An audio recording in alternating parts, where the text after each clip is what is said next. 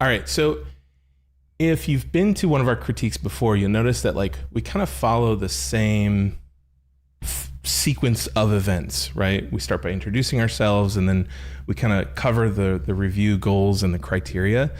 We're also going to share like a little handy self-critique guide when you're looking at your portfolio. And then we're going to get into some website reviews. And that's the meat of this. We really want to spend most time there. We've got 4 or 5 incredible websites to go through from our members who are gracious enough to allow us to critique it on the treacherous waters of YouTube. It's okay. I feel you with the YouTube. Those of you that do not opt to have your website critiqued live, I see you and I feel you. And it's not that your work is bad. It's just that sometimes YouTube can be rough. Absolutely. Okay, just to make some intro. My name is Ben Burns. I'm a designer by trade, and I love making stuff. You know, my passion is to help creatives and creative thinkers, just like you, make a living on their own terms. And I coach and teach creatives who are at the beginning of their journey and beyond find traction in their businesses, whether that's a side hustle or a full-time gig. I feel like I've said my story all over the internet. The last decade for me has been a wild ride, going from being a design intern to a junior designer at a studio to being a police officer and narcotics agent, and then side hustling as a freelance designer, starting my own studio, and then from there joining the team at a larger agency. And now Stephanie and I have co-founded Maker Division, which is an incredible program for those folks who are trying to create a studio that they love. And so you might have seen me around, but you might not have been introduced to Miss Stephanie here. She is my co-author and co-founder of Maker Division, a very talented lettering artist, and as I like to say, a rock star, both literally and metaphorically. So shout out to Stephanie. Steph, you want to introduce yourself? You just did. Thanks. Like Ben said, I run Maker Division with Ben. We founded it a little over 2 years ago, working with some just amazingly talented creatives, helping them get their studios off the ground and building those businesses, you know, that they love the way that they want to run a business. But I also have my own illustration studio that I run with my husband out of Las Vegas. I'm a lettering artist. He's an illustrator. And together we create, you know, really, really cool stuff that we love working on.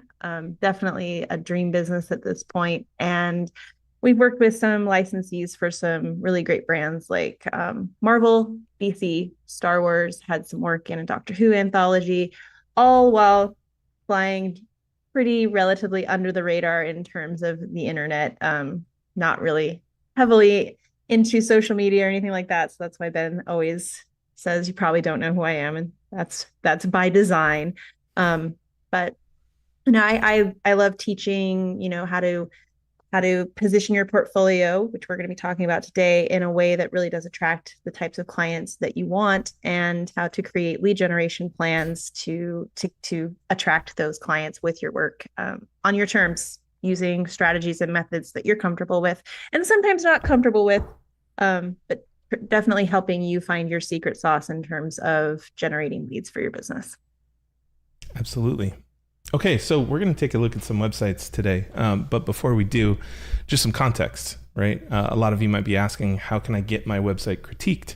And this critiques are such an incredible part of the creative, I guess, journey, right? It's kind of like the place where you are able to accelerate your skills and, I don't know. You can kind of toughen your skin while you receive feedback, because feedback is part of this game, whether it comes from a really gnarly client or a friendly bearded guy on the internet.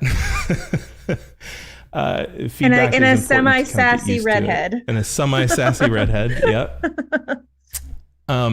So it's one of those things where if you're self-taught, that whole critique process just doesn't happen for you. And that was me, until I joined a studio, until I worked for a creative director.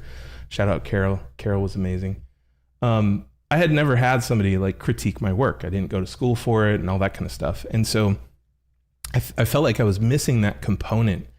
And when we created Maker Division, it was one of the cornerstones. What we wanted to bring to the table was we wanted to have critiques be available to every single member. And so all the websites that you see today are folks who have completed module 7, which is all about your portfolio website.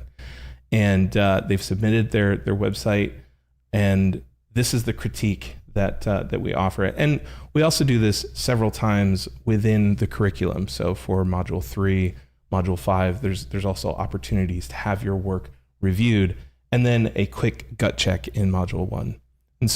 And the work that members have done to get to this point is a lot. I would say, in terms of, like, if we're comparing this to a university, this is going to be like the final project of the curriculum.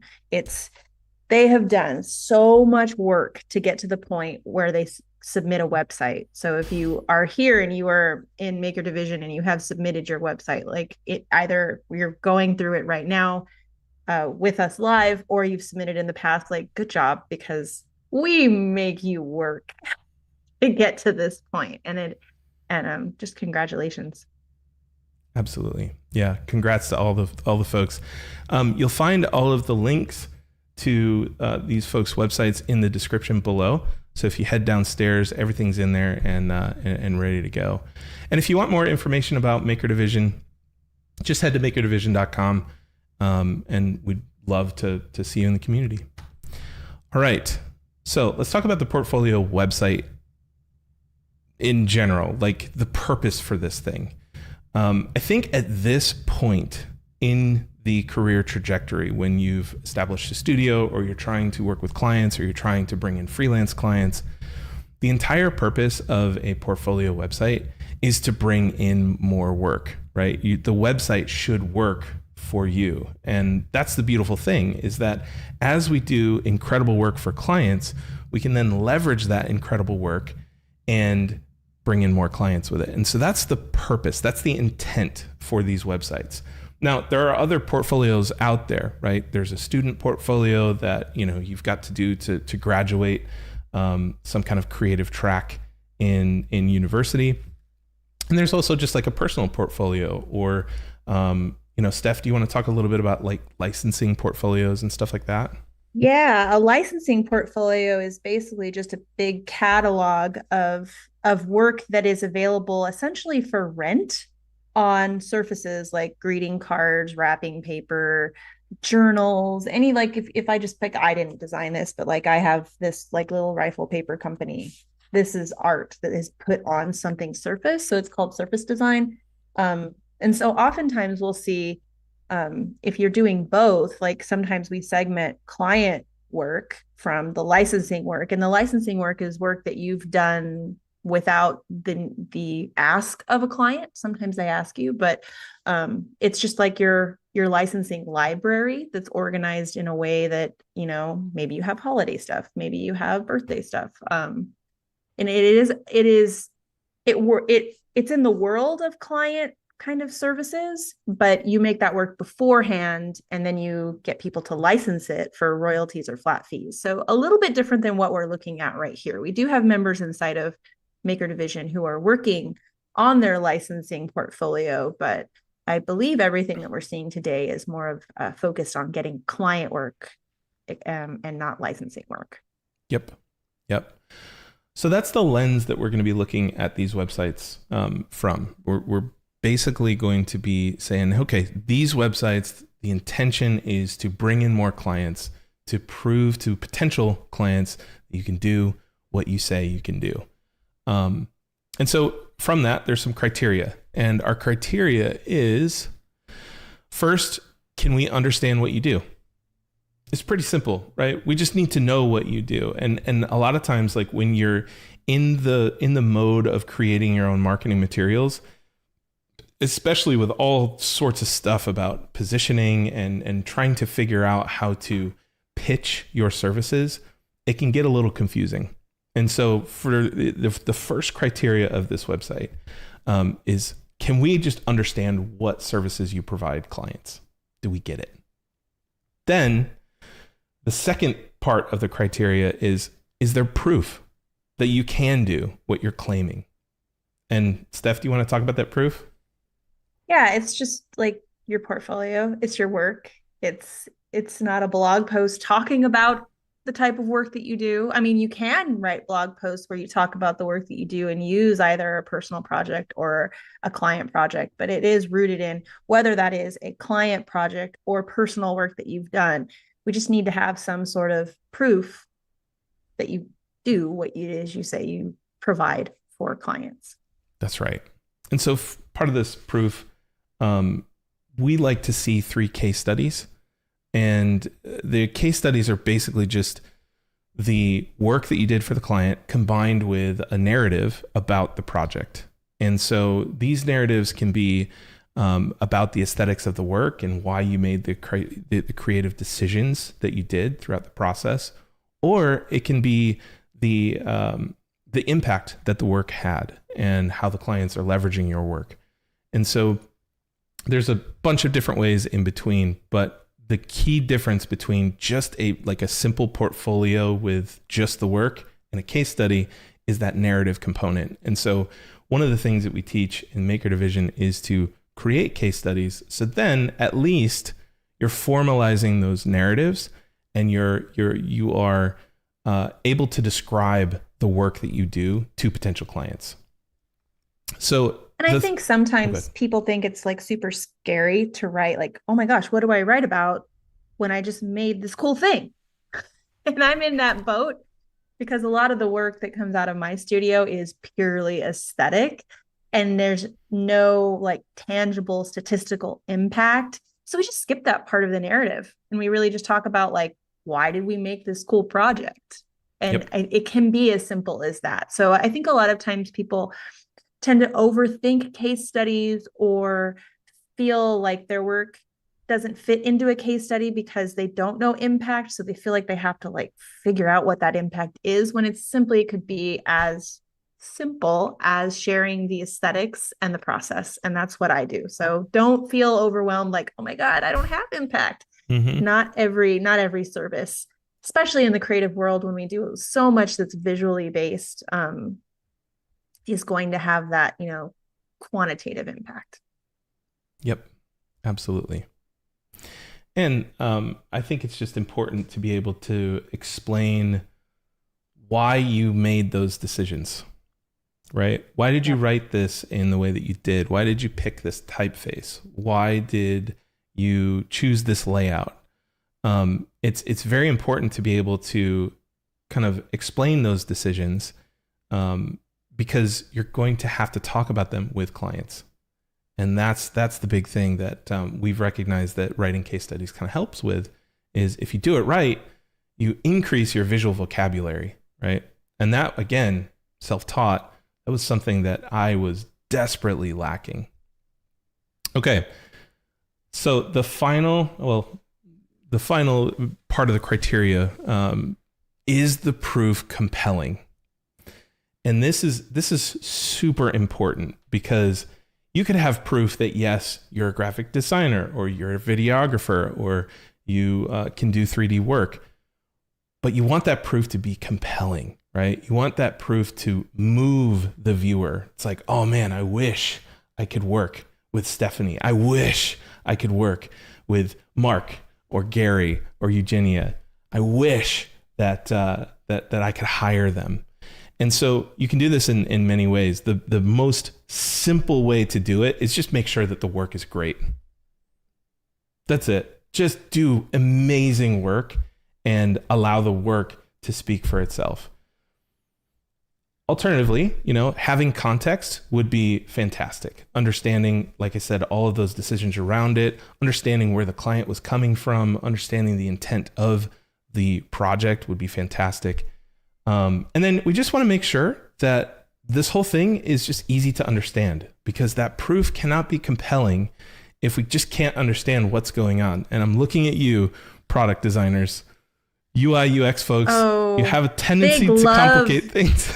Big love to you guys, but oftentimes we just have no idea what you're doing. And if we as creatives still have no idea what you're doing, imagine, just have empathy for us. Because imagine a client who's not in the creative world, they're not going to have any idea. So please, I think anything that's important for everyone, specifically product designers, but have just thinking through the lens of a client is going to be looking at this. Am I talking over their head? Am I using industry jargon and terminology, or showing screenshots of things that someone who doesn't do what I do every day might not understand? Yep. All right. Kind of a bonus on this criteria. But since this is your website, we just want to catch your vibe. We want to know what you're all about. We want to understand your voice. We want to get an impression of who you are and what it's like working with you, and what your, I guess, visual opinion is. And so we want to move away from sticking to a very dry template. We just want to make sure that there's some sort of personality that we can gain from the design and the writing that we see on the site. Now I'm gonna push back for a second on something Ben just said, because I do it often. Those of you that are in the division know that I do. If you're not a web designer and you just heard Ben say move away from a template, you're probably like, but I'm not a web designer. There's a really easy way to get around this. Make your work so dang good that you don't even really know that it's a template. I'm not going to say that the work at my studio is so dang good. I will let you guys be the judge of that. But my website right now, which is going to be completely torn down and rebuilt, right now it is running off of a template, and no one has ever said, oh, nice template stuff. They're there to see the work. So I think that's like one way. If you're not a web designer and you're like, but I really just need, and I can't afford to hire, Ollie to design my website for me. My biggest hack is your vibe doesn't have to come from your website itself, but the work on your website. And if that's like the big whoa moment is your work, then a template's fine, in my opinion. Yes. And let me amend that. I retract my statements. Templates are fine. It's just, I don't want the template to speak louder than the work. I don't want to walk away from the site feeling like, oh, I just looked at a Wix template, right? Exactly. And so something's got to stand out. I've got to catch that vibe somehow. Good shot. Thank you. All right, so that's how we're going to evaluate things. Steph will come in a little bit to tell you how you can critique your own portfolio. But I think that right now we should just dig in. Steph, you ready? Let's do it. This is fun. Okay, here we go. Let's see. I'm going to try this button here, see if it works. It did. The funny thing is that Steph can't see anything that we're streaming. And so like all the magic is on my end. No. Are we on Carbell? We are on Carbell. Okay, awesome. I'm glad I know which website we're looking at, because I have no idea what you guys are all seeing out there on YouTube. All right. So Carbell, they're a food and product photographer. They say I'm a food enthusiast, combining my love for all things food, beverage, and hospitality with my refined artistic eye to create stunning visuals for brands, authors, business owners. That first... I believe it. Right? It's like that first thing, that first part, the first piece of the criteria. Do we understand what you do? I think you've checked that box here. It's so clear. Food and product photographer. And so what I love is seeing the claim, like I'm a food and product photographer. And then right there at the bottom, you've got evidence, you've got proof of the work. And looking at the proof, I mean, I'm compelled. I'm hungry. I, Carbell, I would like to hire you, right? Yes. And then eat what's left over Yes. and then have a party. Oh And I man. like that. I like that Carbell has like it's very obvious food and product photographer. I see the work. The work is compelling. Check, check, check. Like we're good. But Mm-hmm. then there's some little things like I really do like the additional like I'm a food enthusiast. I love food, beverage, hospitality. So like throwing in a little bit of that in Maker Division, I call that like your creative cocktail. It's like those things that you love outside of business that you've brought into your business. And she's bringing in her love of food and combining that with her craft to make stunning visuals and like claim is it's there. There's a claim, there's proof, I believe it. But then also like really subtly, based in Toronto, I don't know what GTA is. It's because I'm Greater not from the Toronto area. area. I'm Oh, guessing. okay. Did I get it I right? think you're right. I think you're right. But it's really nice to know, especially because it's photography, that she's available anywhere. And I think that's really smart, just getting that right up top. It's like, I'm in Toronto, but I'm available anywhere. So that's really nice. So those of you that sometimes might be location dependent, getting that in there. It's going to be our video, it's going to be our photographers, but also letting people know if you are available anywhere is great to do right up front. So like for me, if I'm looking at this and I'm looking for a photographer and I didn't know where they were, and this is me, someone who does hire photographers, I'd be like, oh gosh, are they in Vegas? Are they available in Vegas? Do I have to ship my stuff to them? So it's really nice knowing, in this case with photography, the the geographical location and the availability there. Not necessary Yeah, for everyone. Like if you're a graphic designer, not always necessary. absolutely. And guys, you can easily understand their style just from looking at Mm-hmm. the beginnings of these images here. It's like if you're looking for this tone, if you're looking for this style of food photography, it's like there's four incredible examples of photographs, and we're getting all of this information. I don't know if you guys noticed this. We're getting all of this information before we even scroll down. I haven't even scrolled. I Like think it's fantastic. if I want that sort of like muted, sort of vintagey tone to it without looking obviously like retro, this is the photographer. If I need like really pops of vibrant, pinks and things like that, I might need to scroll. You know what I mean? But I do like the visual consistency of the four images that I'm seeing so far. And Mm-hmm. they're very different too. Like one is more of a styled scene, with like more of a like props. And then one we've got like this really interesting, I don't remember what those things are called. The French Tower of Yumminess is what I'm going to call it. And then we've got like some product. And then we've got kind of some more like kind of close-ups of food. So showing various, I think that she's done a good job of choosing four different images showcasing four different uses with photography and food. Mm-hmm. Yep. And I think that this is a great example of how simplistic the site design actually is. Like if we're really analyzing this, we've got a subtle green, we've got kind of a gold, which is our favorite colors, right? Mm-hmm. Um, but it's very clean, it's minimal design, and the work speaks louder than anything because that's where your eye goes. And so that whole bit about having not allowing a dry template to overrule the work, Carbell's not struggling with that at all. Her work just screams all the personality that we would need out of this. And again, like I literally just scrolled down just a bit. Just a tiny bit. And I think this is also a good place to mention a conversation that we were having in a coaching call. I think it was last Friday or the Friday before. I think Jonathan had this question like, how do you create the visual identity for yourself? And I think Carbell has done a good job of most likely, I'm assuming, using her work to drive the color choices in the website itself. So if you look at her work, there's a warmth to it. And so that gold where it says photography, it's not clashing with the photography itself.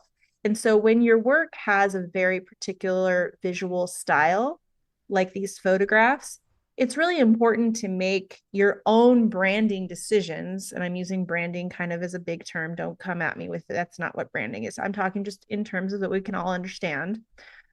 Choosing colors for her website and her own identity design that doesn't clash. Like if she had neon pink where photography was, that would be a misstep. And I think she's done a really nice job of choosing colors that complement the work and don't detract from the work, because the work is the most important part. Yep. Okay, so before we kind of scroll through the rest of the page and start exploring the site, the nav I think works great. You could probably kill the home link. Yeah. I think people are pretty trained to click your logo, and so you could save some space there. And then I would honestly consider adding some kind of call to action to this header. It's great that you have a contact form here, but you may want to add something down here that's a link or a button or something like that to encourage people to explore your work, like explore the portfolio, or reach out directly and start a project. It kind of depends on how you think that the context of somebody hitting the site is. And so as far as the nav goes, like with photographers, I know it's really important for you guys to have separate portfolios for different industries or subject matter. And so I like the simplified drop down here. And I also like that you've separated out projects, which indicates to me that these are more involved things in a separate nav item. So I think I like that structure there. And then it's great that you've got a contact. You could honestly even just wrap that in a button and it would check the box for me. I just want to draw more attention to that call to action. All right, scrolling down, again, we've got these great examples of the work. And then we've got a wonderful photo of you. I think that was my awesome. big ask. I was like, I really want to see a picture of her, especially when your name is the business name. I want to see who I'm working with. And it's like a great picture. Great, strong, got some interesting lighting. Once again, the colors go with the photographs, go with her work. And I am a huge advocate. Obviously, the photographers know this. Get some really good brand photography. Like even step in front of the camera, but I'm going to say that for all of us.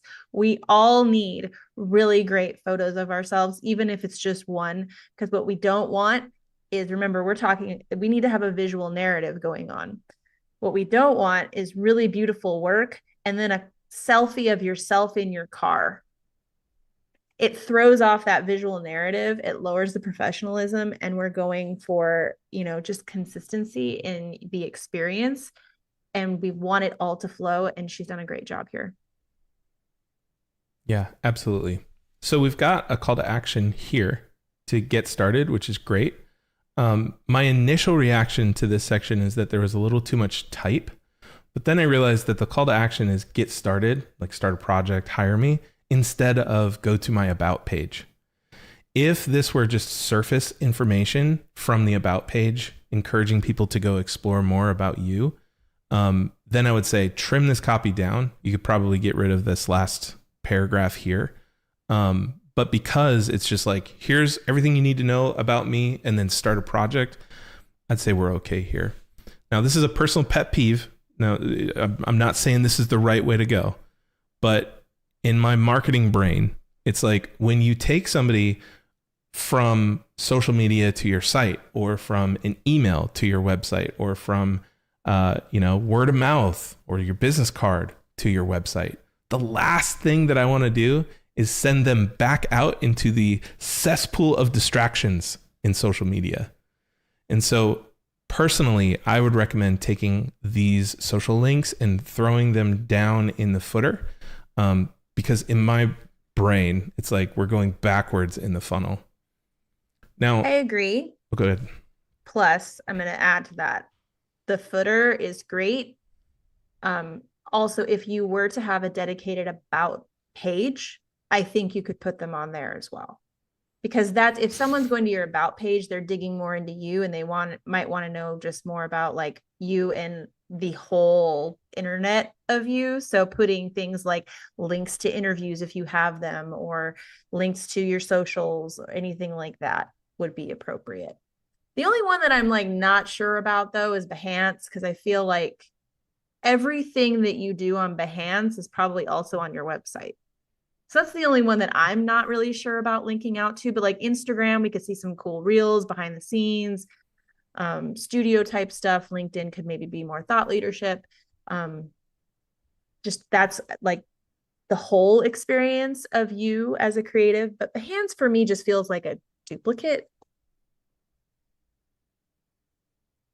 Makes sense. So one of the things I want to call out is that like at every stage or at every slide of this website, every screen, you're pulling me farther down into the page because these elements kind of like break that bottom barrier, the browser. And so it's in newspaper world, it was like above the bold, below the fold, or above the fold, below the fold. And what newspapers would do is they would put the most important stuff above the fold and then everything else below. But a lot of smart newspapers would have an image that would kind of wrap over the fold to get that, person to open the newspaper and then buy it. And so I think that same concept you've done really nicely here, where these images, you want to see the full images. So you scroll down, then you get down here and you see this little thing. There's that little peak. I've been wanting you to go to that all this whole time. I'm like, right? What is that? That's interesting. It's like we got sprinkles and cupcakes. You're just speaking my language here. Bread. Scroll to the bread. So then, it's another stunning photograph. Beautiful. So yeah, at every chance, there's something that's pulling the scroll down, which I love. I like the little capabilities list here. And I like that she's added a little stop motion. Very smart. We're getting deeper into like the what of what she can provide. Yep.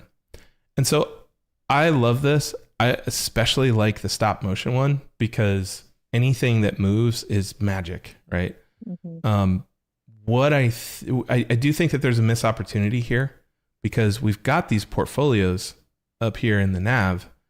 I'm thinking that like instead of having longer descriptions, just link over to them, because when you see something visually where it's just like, here's food and beverage, here's product, here's restaurant and hotel, this is inviting someone to dig deeper and to be more specific about what they're looking to see.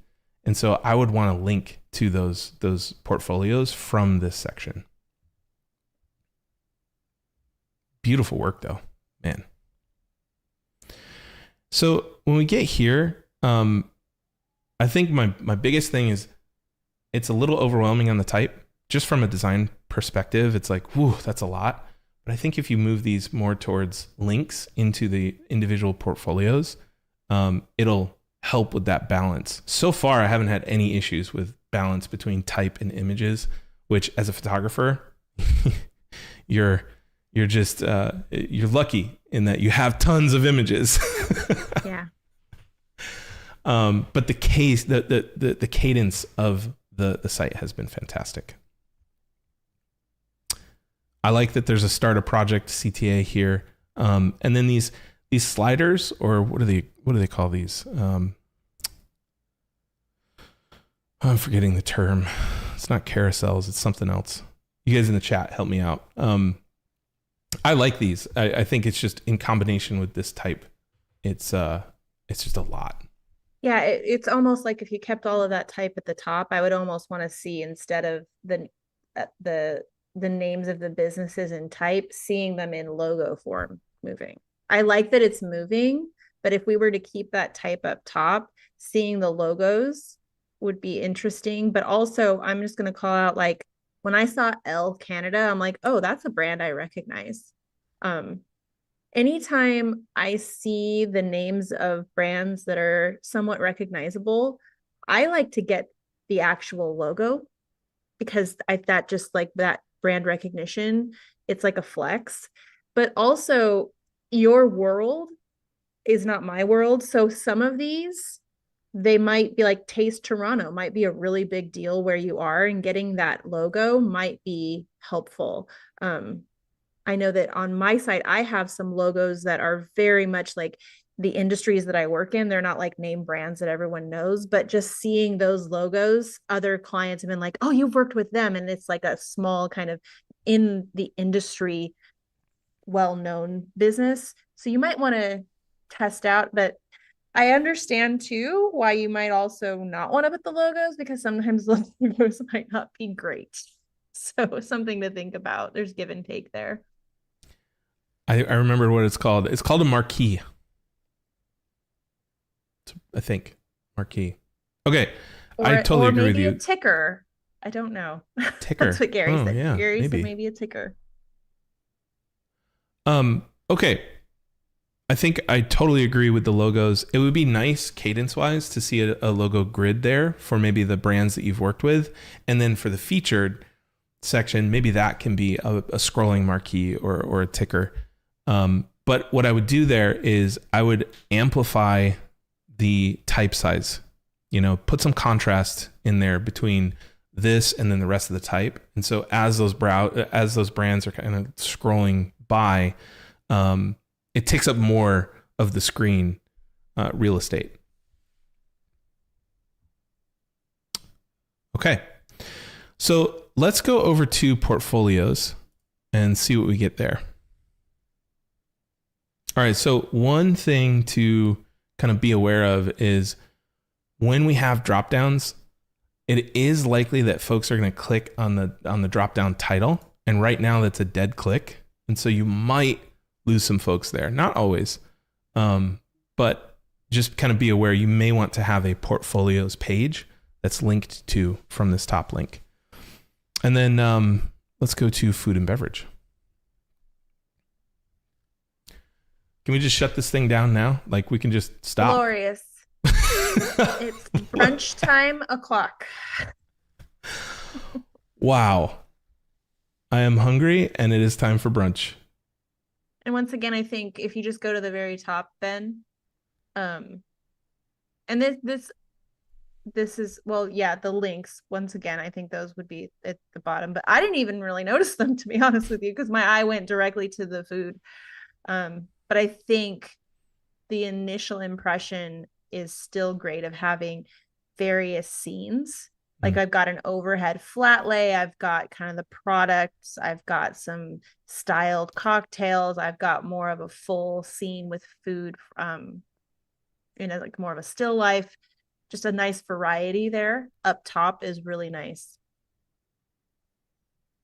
Yep.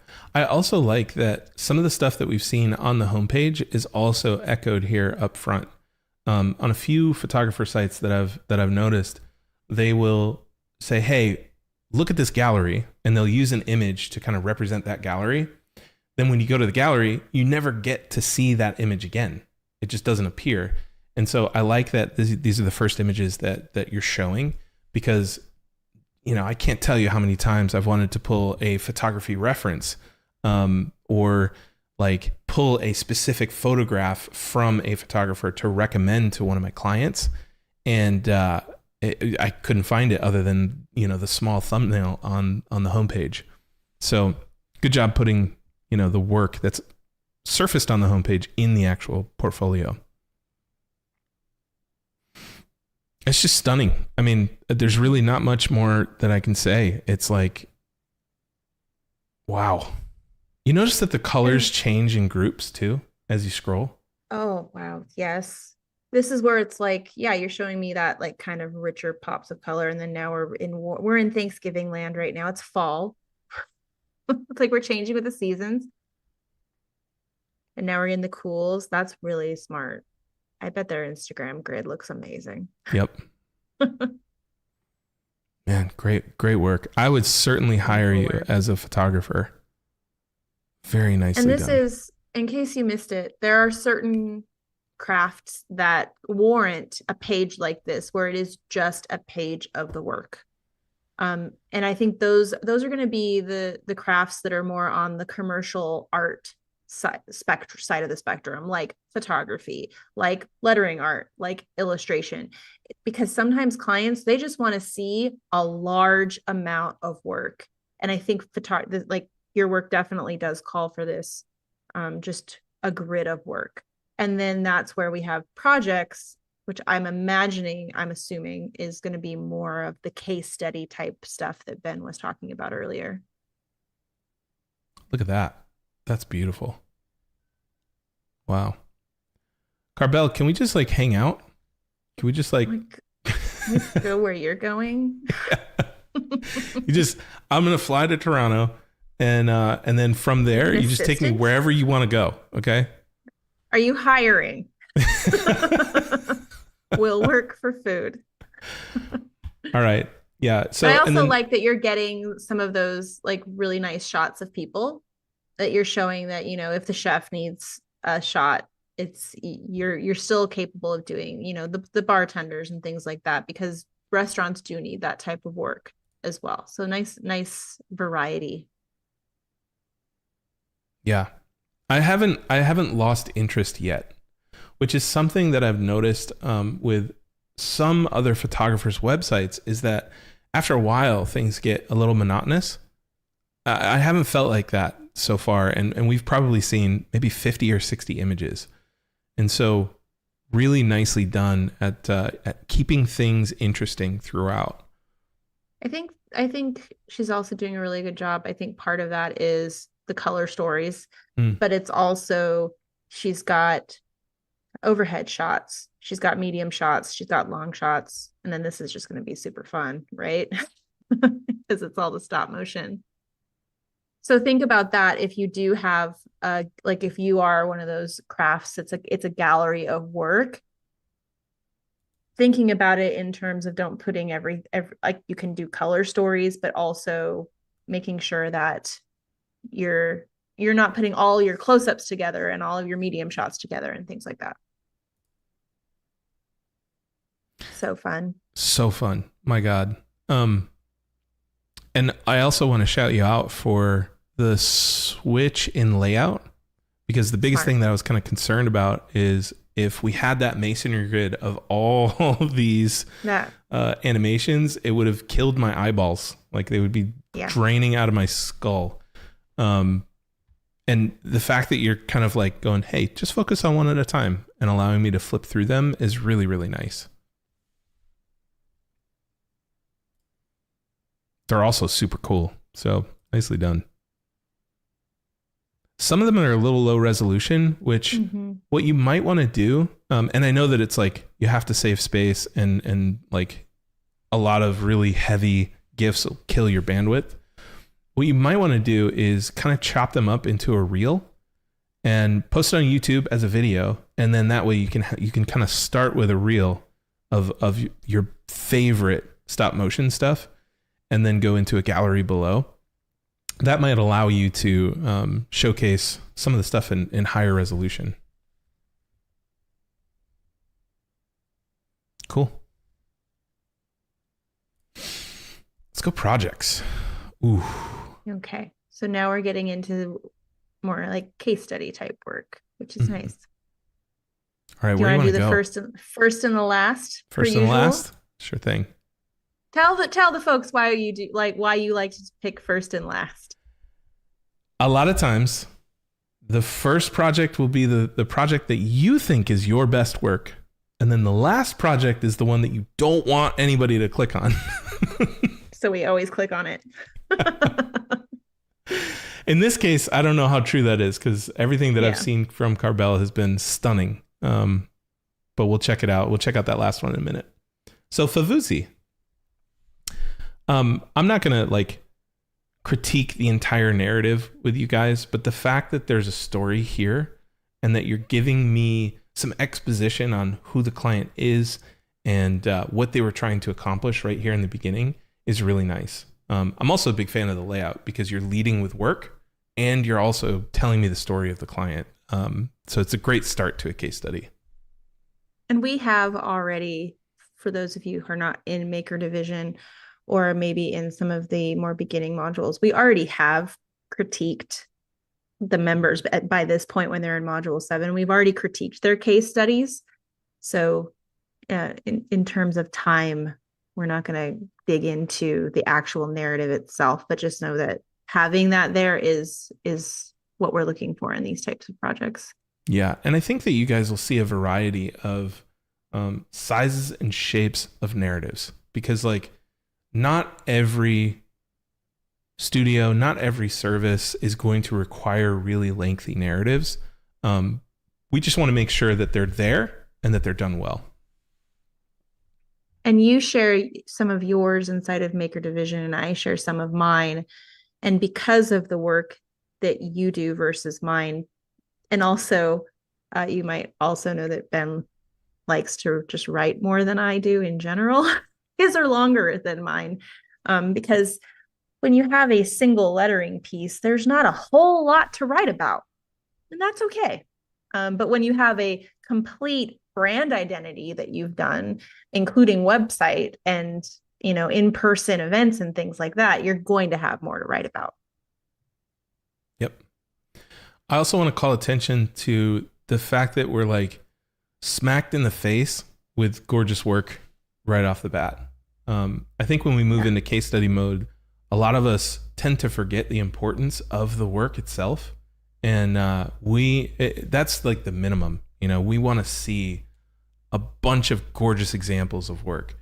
And then everything else in between is should support the narrative and should kind of fill the gaps in the story or visually explain something that you've written. And so like when we go down here, we get this cool behind the scenes shot. And that's really nice. I like seeing those. I like it too. But if we led with this, seeing that it's like, it's probably her dining room looks like. It could be a dining room, it could be a studio, but I love seeing how photographers kind of take these, like, it's just it looks very simple and turning it into something just gorgeous. Mm-hmm. Yep. And so it's almost like seeing a before and after, right? Mm. And the other thing, like I was saying before, if we led with this, if we started at the beginning of the story without getting smacked in the face with gorgeous work, we wouldn't have the after to compare it to. And so I like the cadence of going like, look at what was the result, and then look at how we did this. I think it's fantastic. Very cool way to like showcase that services rendered thing. Carbell, you have a really good, you have a really nice way of like balancing visuals with text, or like showing instead of explaining, or showing in addition to explaining. And that's something I've noticed throughout your whole site. Very good cadence. I just want to shout out and just break the narrative that personal work is less than client work, because we just found out that this was a personal project and we would have never known, right? We were like, we'll hire her. This looks amazing. But I have a feeling that this is normally how we teach it inside of Maker Division is, if you have a gap in your portfolio, make a personal project to fill that gap. And she may have been filling the gap of like packaged goods. Mm-hmm. She may not have had that. I don't know, but she could have not had that in her portfolio and was like, oh, I could do that. Easy. Go buy some beautiful jars, have some props. We're good. Yep. So definitely love that she is showing personal work alongside her client work. Yeah. And I'm not going to say that this isn't professional, because it's absolutely professional. Look at that. Yeah, it's incredible. That pistachio butter, good Lord. Yeah. Wow. But I will say one thing. I don't like seeing this. I don't like seeing Shoot Realized as a personal project as a disclaimer. In red. Yeah. It's almost like you're admitting something, like it's an asterisk on it. Be proud that you do personal work. Be proud that you prioritize this work. Be proud that like you have the time and the energy and the bandwidth to do something that you're passionate with. So Arbella is here hey, Carbell. Hey, And Carbell. I was right. It was a gap in her portfolio for like having packaged goods. So right on. Love that. So I think like just tell the story, you know? Just be like, yeah, I love this product. Maybe you're drawn to the design, maybe you're drawn to the textures of the products. How whatever pulled you towards this, just showcase that, hey, this is a personal project, and I did this just out of passion. And the thing is that companies like Favuzzi is going to that they're going to love that. They're going to be like, oh my gosh, if they're so passionate about this category that they're just doing this work on their own time, that's going to draw them more to you. So be proud of that. Put it I already forward. know what I'd be writing. I just really wanted to have some pistachio butter on a croissant. So I thought I'd get my camera out. Yep. Beautiful work. Gorgeous. And then just more beautiful work. And you see how simple the copy was. It wasn't overwhelming. She wasn't trying to be like trying to fake an impact. She led with the work. Look at this cool kind effect. of just told us a narrative. We've got the reflection of pistachios, not the jar. It's great. I think that's super clever. Okay, cool. Let's go back and take a look at that last project. Macro meals. Once again, I mean, the format here is perfect. You're leading with a stunning shot of the work. You're giving us context on why this project exists and who this person is. And it's a great way to kick things off. This is definitely like cookbook type photographs. Beautiful. Yep. I mean, the work is stunning. Oh, interesting. Okay, I like seeing the work in use. Mm-hmm. This is a great way to showcase, like, hey, this is where my work lives. Mm-hmm. And I think that that's something that's really important for clients, because a lot of times, like, clients can appreciate beautiful photography, but the link between a beautiful photograph or a beautiful piece of creative and then how to use that creative, that can be a little bit of a jump. So this is great. Beautiful. Very cool. As simple as that. Awesome. Let's go over to contact. So we've got a form. We've got the email here, and then FAQs, super balanced, very straightforward, to the point. My only recommendation would be maybe include a photograph, maybe of yourself on this page, so that it doesn't feel so cold. Mm-hmm. It's the only page I've seen so far that doesn't have any work on it, and it just makes me wish there was a little something, even if it was just like a strip at the top with more food. Mm-hmm. or a great picture of you, Carbell, but food's great too. And then the other thing is, this form is a little long, which will trim, or it will kind of make somebody hesitate a little bit before filling this out. Any kind of form that feels like homework is going to reduce the quantity of submissions that you get. And so if you're in a position where, you know, you've got tons of leads coming in, you've got a lot of work, you're really slammed and you're booked out, then having a form that's this long makes sense. If you're getting 1 or 2 leads per week and you might be booked out for the next week, but beyond that is a question mark, I would recommend kind of simplifying this down, or having an option. It's like, if somebody's ready to hire you, send them to one form. If somebody just wants a general inquiry, use a different form. We just don't want to throw any roadblocks in the conversion pipeline. You know, I've often found that clients don't like to answer the budget question, even if they have a budget. They just don't like putting it down before they've talked to you. That's my personal experience. Yep. But I do like that she asked, how did you hear about me? Mm-hmm. Yep. I I think that's about it. Carbell, really nicely done. Very nicely done. We're not rating the sites, but like I would throw a solid 9.1 out of 10 your way if we were. Oh, I don't rate sites. You're bold. You're brave. Very nicely done. Okay, that's Carbell. Let's move on to Intico Studio. All right, here we go. These photographs are going to have a lot to live up to after looking at Carbell's. But let's get into it. So we lead with connect with your website visitors and maximize your impact. We build dynamic and beautiful websites that help you grow your market reach.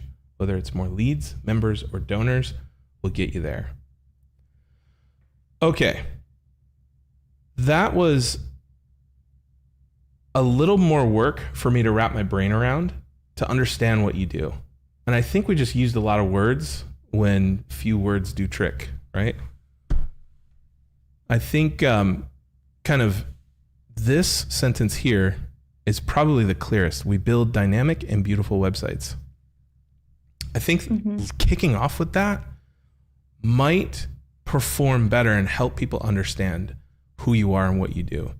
And you got to think, when somebody hits your website, they either know exactly who you are, they're looking for more proof, they're looking to do a deeper dive on the work or whatever, and so they're really not even going to read that first part, or they're going to be completely cold.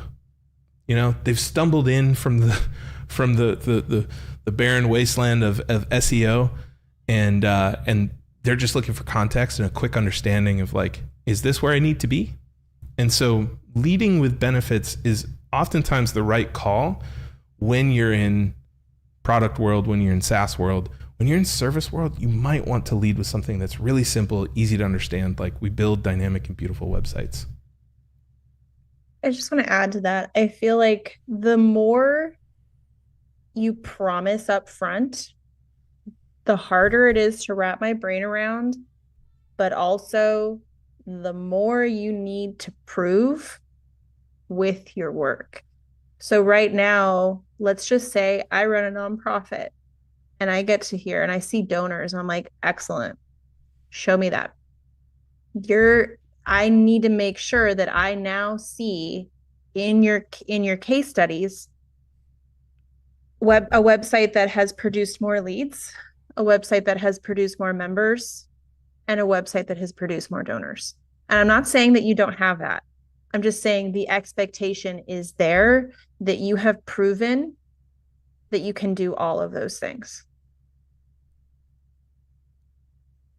Yep. Okay, so I like that you have a bold call to action here. I think that that's really great. What you may want to do is to link to your work instead, because my gut reaction when I hit this was get started today. Didn't really know what that meant. And then there's a description below, which is begin with a free consultation. And I haven't seen any work yet. I'm assuming that this is a picture of the studio. It's one of you guys working. And that's fantastic. I like seeing the personality, but I'm not sure what I'm signing up for. And I'm not sure, unless I read this word, what I'm being consulted on. And so what I would recommend is moving this get started today up here to let's talk. Make this a button that attracts a little bit more attention, and then swap this CTA out for explore the portfolio or see our work. And that way it kind of, instead of going from cold intro to let's get married, it's like, we're going to date for a minute before we jump into that. And there is a little typo. So I would always recommend that we put your work in some sort of like a Google Doc, ChatGPT it, something before we just start typing in a website, just making sure that we have all of those little details buttoned up. So I like this thing in the background. I'm not really sure how it connects yet, but it's interesting. And it draws my eye through the page like this, which I think is kind of cool. It's nice seeing that personality. From the nav, work, services, let's talk. Super simple. It's very clean. I'm not confused at all. It's a nice little hover effect. All good there. Okay, so we've got trusted by brands of all sizes. Curinos, Walmart, Robinhood, Bravely. Those are some big brands. Baller. Yeah, which, wow. I think that what I would recommend is going one color on this, because some of the like the blue and the brown, I don't know, it doesn't feel right. It doesn't sit right on my eyeballs. And, you know, I think swapping these to one color would look totally fine. Right. Immediate benefits. Understand and execute your vision, luxury quality at affordable prices, speedy delivery with focused precision. So here we are, you know, we're well past the hero. We still haven't seen work yet. And again, I feel like you're really familiar with like how product businesses work. You're really familiar with like how to get results for your clients, leading with those benefits. However, as somebody who's, you know, actively hiring creatives for projects, I need to get to the work a lot faster. And so I would recommend moving this down or just kind of like evaluating it if you actually need a section like this. And then my brain is always going to, when I start scrolling and I don't see work, I'm starting to wonder if that image at the top is stock. Because it's just like, because normally when you have a brand photo shoot, you have a lot of imagery to pull from. And we see those through lines throughout the whole website or whatever marketing collateral it is. But the fact that I've seen that one image and it seems like very much positioned as an agency, removed. I don't know who, like, I don't even know which member this is because of the name of the studio, which is not, there's no problem with that. But my brain is starting to wonder, is that a stock image? And Ben and I, for creative people who make things, we are like, we aren't down with the stock photography. It's just because like it's immediately recognizable. Yeah. So as we scroll down, we've got the service list, which is fantastic. I like seeing this. It's a nice micro interaction, and it's clear. I wish that we could see all of them. I'm wondering if we're like missing things as we scroll down, but I think it also says branding, which now I'm like, oh, I didn't see that at the top. Like branding is, I believe it says it on the top left. And it's like you're throwing another expectation. Oh, you do branding too. Okay, I need to see those projects. And we haven't seen any projects yet. So I'd love to get some, your 3 case studies just on this website homepage. Yep. Yeah, absolutely. All right. So then we move into process. So we've got agile, fast, end-to-end design and development. Okay, cool. So this is like a stacking section about how the design and development process works. But again, I still want to see the work. I'm still looking for that proof. So let's kind of revisit our criteria, right? Our criteria is like, can we understand what you do? Still a little fuzzy. And I think we just need to improve on just being clear at the services that we offer. Again, I think the benefit language is really good in many situations, but especially in the service industry, I feel like being simple and clear is a bigger benefit.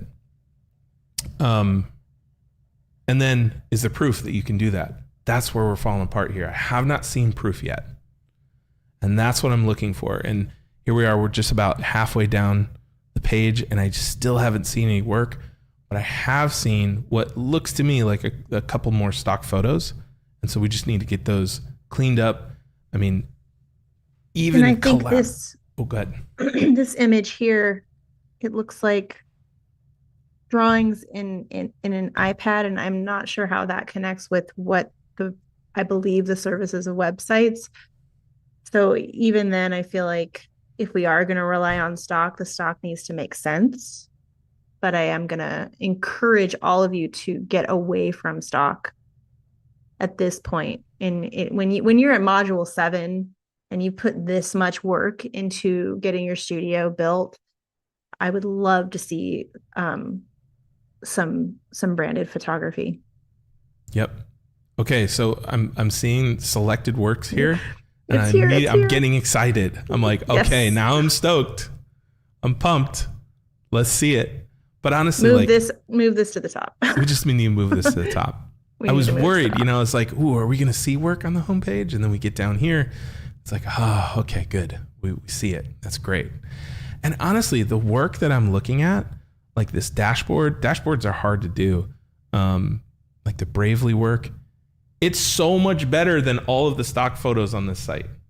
Mm-hmm. So lead with that. Lead with the work.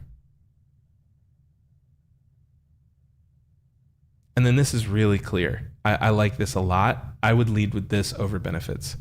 I think if you follow a cadence of like, here's the hero, here's what we do, here's who we do it for, here's a way to explore our work, showing the work in the hero on the top, then proving it with a grid of work, then below that, getting into the tailored services grid here, and then going footer. I think that that's going to be a far more effective site homepage than what we've seen so far. So it's going to be pretty simple just to switch some things around and have something that probably performs better.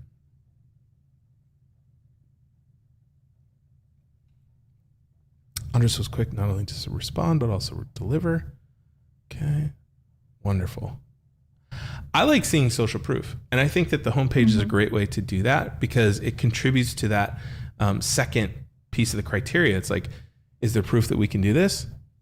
Bam, there's proof. Somebody's saying it. And so I like seeing this. I would keep this.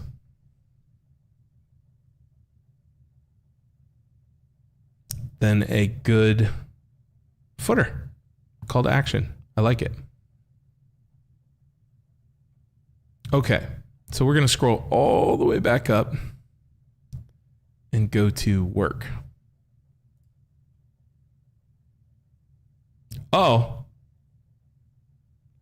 so we hit, okay, so what I did was I clicked the work link in the header, and my expectation on that click was that I was going to get to see the work, meaning we would go to, a separate page that had a grid of case studies or a grid of work. And what I got instead was scrolling down to the anchor link below. And so my recommendation here, make a page called work and then have that grid of case studies and all that kind of stuff. It doesn't bother me too much to have a one pager, but it's anchoring to the wrong spot for me.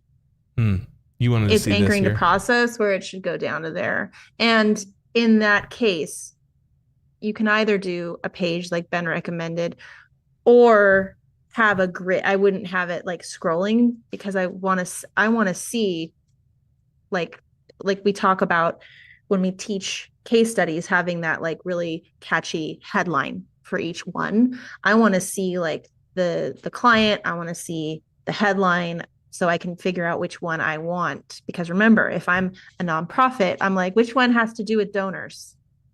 I'm going to be searching for a particular one. And if you're only linking to your work in this way, it's really difficult to figure out which one. Are those even clickable, or do I have to put see full case studies? No, they are not clickable. Okay. So if you click, can you click on see full case studies? Yes, we're about to leave the site. Oh, okay. Oh, no. Okay, so there's a dead link. It's not the end of the world. Super simple to fix. Yeah. All right. So the thumbnails that I'm seeing and the brands that I'm seeing, all I want to do is to dig deeper and see more. Because from what I can tell, the work is actually really good. Like as a UI designer, as a web designer, I see things here that I want to dig deeper into. It's unfortunate that we can't see it, but it's one of those things where like, hey, being able to watch somebody interact with the site, being able to watch somebody and hear them explain, hey, my expectations when I click this thing is going to be X, Y, and Z, is really valuable information. So no shade, just something to button up. Okay, so let's scroll all the way back up to the top and see about services. Okay, it looks like we got another anchor link. For that, I'm okay. I'm okay with that one too. Ideally, what would happen is when you go to services, it would go to a dedicated services page that would break some of this stuff down, and give me more information about what it means to hire you for web design or development or maintenance. And then under each one of these categories, it shows examples of the work, right? Maybe linking out to a case study or two for each one of these things. So that way, if I'm ready to like explore your menu, explore what you have to offer, then it's like, okay, great. Boom. Let's do it. See the work, go to hire. And so I think like, and go ahead. I think putting a book a call here is the right intent. It's the wrong place because we want to make sure that we're explaining this a little bit more and showing examples of the work. I think once again, if we go back to the idea of stay where you were, Ben, for a second. Oh, sorry. Of empathy for the people who are hiring you. What is UX UI? What's Framer? What's Figma? I know what those are, but the everyday person. So if we now go down to the testimonial real quick, Emily probably doesn't know what those things are. And so that's why having a dedicated services page where you kind of dig a little bit deeper into, it's like you're saying these are the features that I offer, but not the benefit of that. Like, why do you need a Figma style guide? Why do I need research? Why do I need, like, what am I going to get out of that as the purchaser of this, as your client? So always think about the end client and will they be able to understand the terms that you're saying are part of your service? Or would it be simpler to say, we design websites, we develop them, and we maintain them. And then just kind of, you don't need to tell the client all of the ingredients in the deliverable that you're going to give to them, because that's like, it's the curse of knowledge that we have as creatives. We want to share everything we know about our particular craft, and we feel like we need to prove that we're good enough. But the work in a case study that talks through your process is going to do that heavy lifting for you, and you don't need to use these kind of terms that your clients just won't understand. Absolutely. Yep. All right, so let's click on the let's talk. And we go back to that contra link. Okay. So again, I think that there's some simple fixes here. You've got the work. Just let us see it. Go through, click every link on the site, look for those dead links, and you're going to be in a lot better shape. Like I said, the work that I could see, like the brands, man, I'm impressed. And then the actual carousel of work here, it's like, I just want to dig in. I want to click through this stuff. I want to see it. And so I know you can do it. It's there.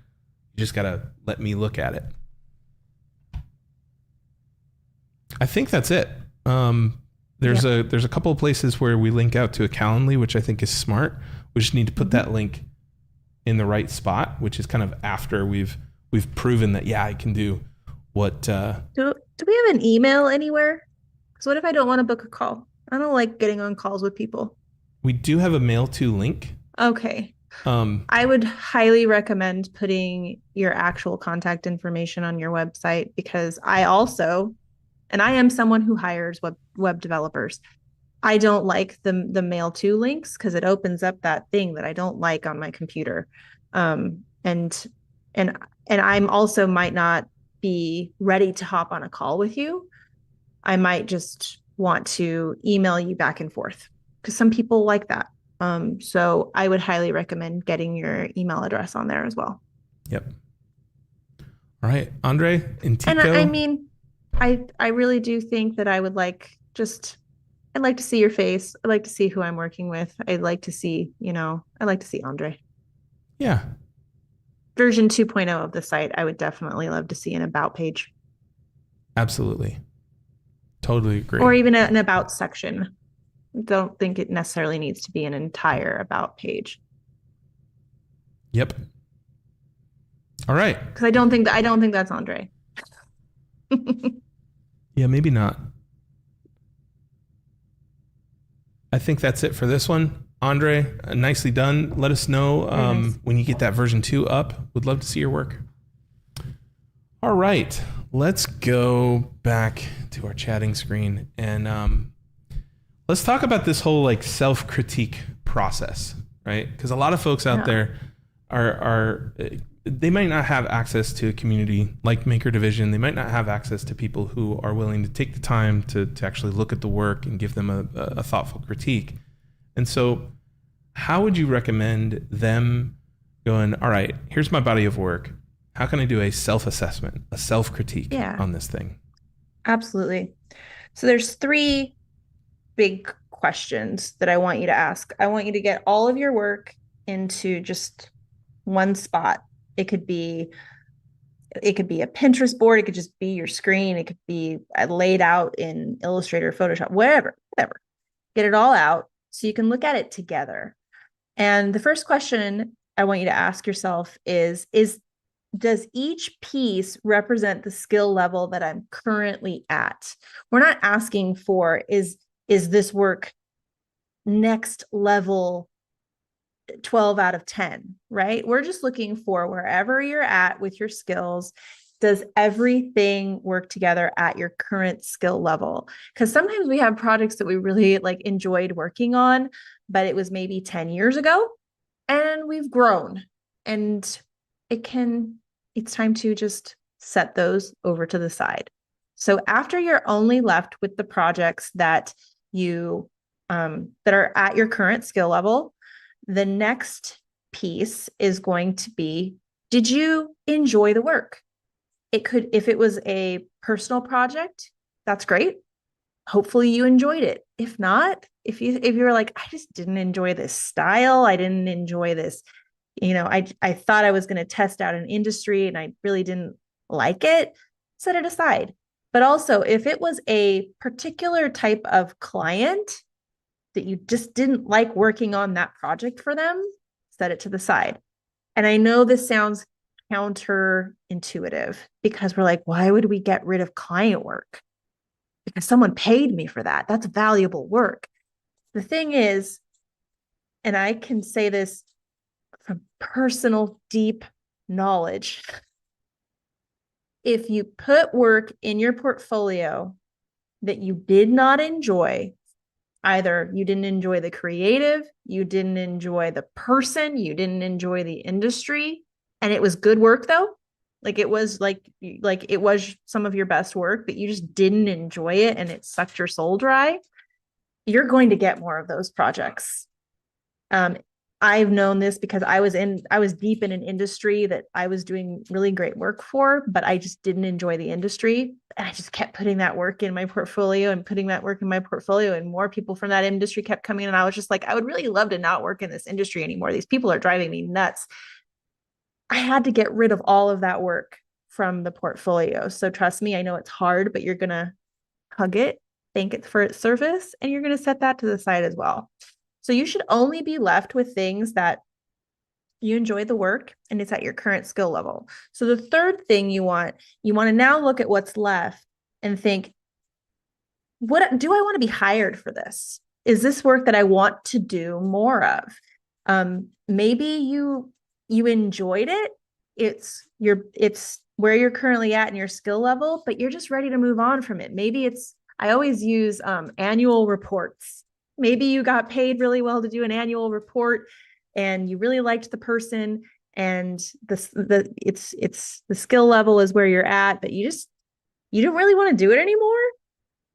Don't put things in your portfolio that you don't want to do anymore. And there came a point in my own studio where we said goodbye to website design, because even though we had really great clients, and we had one website client left, he was great. I just didn't want to do it anymore. So don't have things in your portfolio you don't want to do anymore. And this is the thing, though. It's not like you're burning it down literally. It's not like you're throwing it away. You can have it in your back pocket. You can have it in your Dropbox. So if I did need the money, if I was like, you know what, I got to take one for the rent, I got to take one for the mortgage, and I will do, someone needs a website, it's still there. I can still point to it. Those case studies are actually still on my website. They're just hidden. So I can still send people to that as the proof, but the public proof should only be the work that's at your skill level right now, that you enjoyed doing, that you want more of. Now, bonus, since we have so many Maker Division members here, I'm looking for your creative cocktail as well. This is where it's like, I'm looking for your vibe. I'm looking for your personality. And I think we're going to see some of that from this next critique, which is Kevin's. You're muted. It had to happen. Yeah, I mean, if that's the only bad thing to happen today, like we're great. We're doing great. We're doing so well. All right. Let's go back to our critiques here. The next one, we're gonna do two more today. The next one is Studio by Naz. I think Kevin is in the chat. He is. Man. Vibes. Picking him up. I love that it's immediately a picture of him because it's Studio by Naz, right? But it's also, he's showcasing his graphic design skills. He's showcasing his just design skills. There's so much going on with just this initial just shot that I love it. And you notice that, like, I don't know, after you've been doing this for a while, and I added it up, next year is going to be my 20th year getting paid to design. And you realize how important the details are. And so when I'm looking at this, it's like, yeah, there's an N here, but the fact that it's extruded, it's like 3-dimensional, but he showed restraint. And he went like, no, I'm just going to go, filled in outline for this. Or the fact that, like, we've got this little plus sign here, or that the type, size and weights match between these two things. These little details throughout are really, really nice. And they contribute to the feeling that this is somebody who's really put a lot of effort into curating and designing the online presence. And I can wholeheartedly appreciate that as a web designer. All right. No. So for me, when I see full service, first of all, nice job with your hyphenating, Kevin. I'm, as an ex-high school teacher, I'm like, oh, this dude knows how to hyphenate. Good job. Full service creative agency for outstanding brands. When I see full service, big orders, sir. That's a lot. So I am looking for a lot of proof that it is indeed full service. Not saying you can't do it, but just so all of you know, we do have makers inside of Maker Division who absolutely are capable of full service. But when you're just starting your journey, if you are saying you're full service and you don't really showcase a wide variety of services in your case studies, it's challenging to live up to that expectation of being full service. Mm-hmm. And then what may feel like full service to you might not be something, full service to somebody who's visiting the site. For example, like, would you do media buying? That's something that a lot of full service agencies actually do. And so I think that phrase full service creative agency means different things to different people. And so my recommendation is to be a little bit more specific there. I think that there's probably limits, there's probably boundaries to what you consider full service. And I would embrace those and try a better way to explain. The fact that it is simple, though, it's like full service agency for outstanding brands, I can appreciate. Like, I can appreciate the restraint there. Just kind of work on that phrasing, because even though it's easy to read, it's a little bit more tricky to understand the moment you like really think about it. Heuristics are like, I guess, patterns of behavior or patterns of usability that people can like understand, and they know from experience. They're used to, being able to interact with things. Putting the call to action button on the left is a bold choice. And initially I was like, ooh, I don't know if you want to do that. Now I'm like, that actually kind of stands out in a good way. And so I think breaking the heuristic where the logo is typically over here and then the call to action button is over here with the menu is actually a strong choice. I think it only works because the rest of it is so restrained. Yeah. Because it's very minimal in text and just all of the elements, that there's only so many places that my eyes go. Yep. All right, before we scroll down, I couldn't resist there, a little peek. Let's check out the menu. Love the drawer menu. I think this is super fun. And it's very simple. It's like archive, about us, and contact. I like that. I think that design-wise, it looks beautiful. Might be a little overkill for the options, but hey, it looks pretty, and I think that that's the point. I think the one that stands out to me is like, I don't personally get what I would get in there. What I would see is archive. I think that one could be a little clearer, because archive makes me think of your old stuff. Yeah. Mm-hmm. Going into the archives. And that's sort of like when I just talked about editing your portfolio. Your archives in my brain is the work that you're not really showing anymore, or it's like the whole anthology of all of the work from the decades past. And Kevin, I know you're not that old. So I think archive, I mean, when we click on it, we'll see what it is, but I think that word might be not as clear as it could be. Yep. I mean, it's sexy. It's nice wording. It's just with nav, sometimes you want clarity. So as you guys will see throughout this site, Kevin and Studio by Naz is just, they're great at type.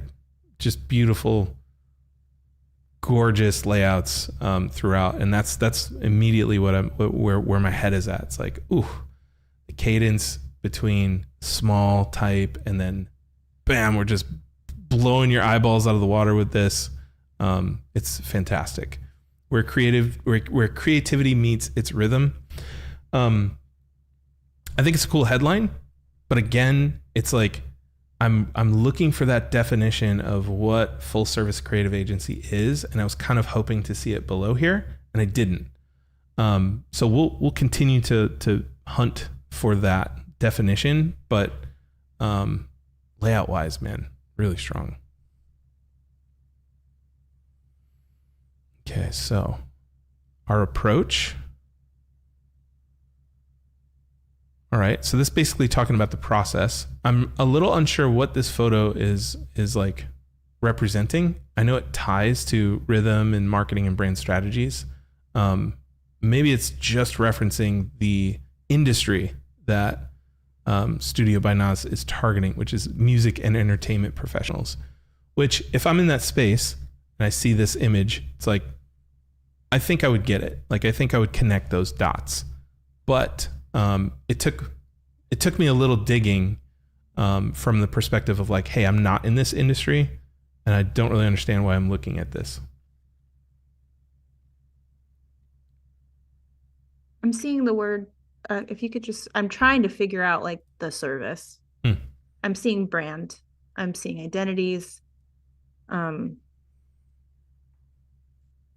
think I'm trying to piece together what those creative services are. And I feel like you're in the world of brand identity. And so I think that we need to clarify that somewhere and not having it be like in a sentence.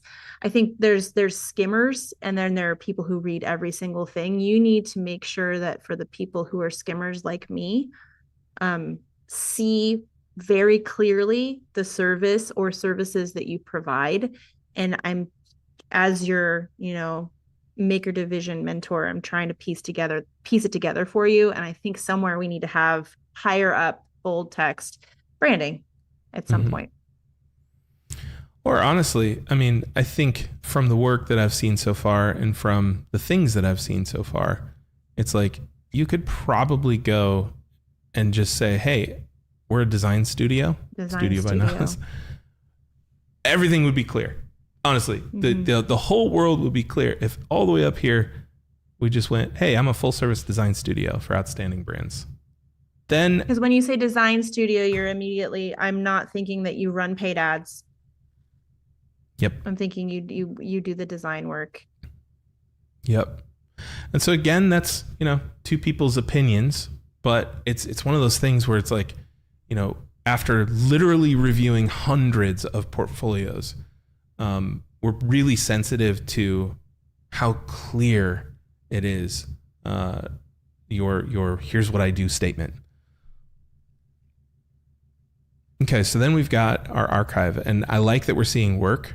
I also like that we're seeing the site as work, because you'll notice that those details continue, like the line between the 2-word headline for this section, this little, numeral. I like decorating with type, and you've done so in a really, really nice way. So then we've got our projects. I like that the section headline, section descriptor stays sticky here while the projects kind of scroll by. So we've got identity and visual marketing, and web design. That visual marketing, I have questions about that. I'm not really sure what that means. That's going to be a definition thing that we might need to pursue here. Merchandise and visual marketing. Can you scroll up? This is just something that I like to call out. Keep going. I think he said music, and it's like you have made a claim that you have niche to music and entertainment professionals, but then you have a Pilates boutique. I'm not saying that you can't have a Pilates boutique. I'm just saying this is where a niche breaks down. If you have something in your body of work that doesn't fit into that niche, it's like one of these things is not like the other. And so I think this is where you need to make that decision, Kevin, of are you going all in with music and entertainment, or is it more of just like a particular type of lifestyle? And I don't think there is a right or wrong answer, but like you could go much more lifestyle driven and keep the Pilates, or you could go full force music and entertainment, but you would need to get rid of the Pilates because it doesn't make sense with that statement right there. Mm-hmm. Yeah, I agree. And again, we get back to we're a design studio for outstanding brands, and here's all of our work. And all of a sudden, everything makes sense, and we're happy, In the music and entertainment professionals, like it's obvious from the work that I'm seeing that you do that, but you also have a Pilates studio. So I think it's and you definitely have that vibe that we're talking about. I don't think claiming the niche of music and entertainment professionals is helping you in this case. Because you said it. Am I allowed to swear on YouTube? You make dope stuff only. And I feel like that's your qualifier, right? Yep. And it's sort of like it's getting back to that creative cocktail that I love so much. It's like you only create the type of stuff that you want to create. It's Pilates. Sometimes it's musicians. It's like you choose the work that goes into your world, and it's only going to be dope. Like I don't see you doing fintech unless it's the most dope fintech app I've ever seen. It just doesn't. It doesn't fit the vibe of Studio by Nas. Mm-hmm. I don't see you doing a retirement community either. Oh, that would be one dope retirement community in Vegas. A retirement community for DJs. That's what it'll be. There you go. But no, you've got opinions here. You've got a visual opinion in your work. So much of the work has the same like flavor. I honestly don't think that you're going to be hurt by just going, hey, I'm a design studio and this is my work.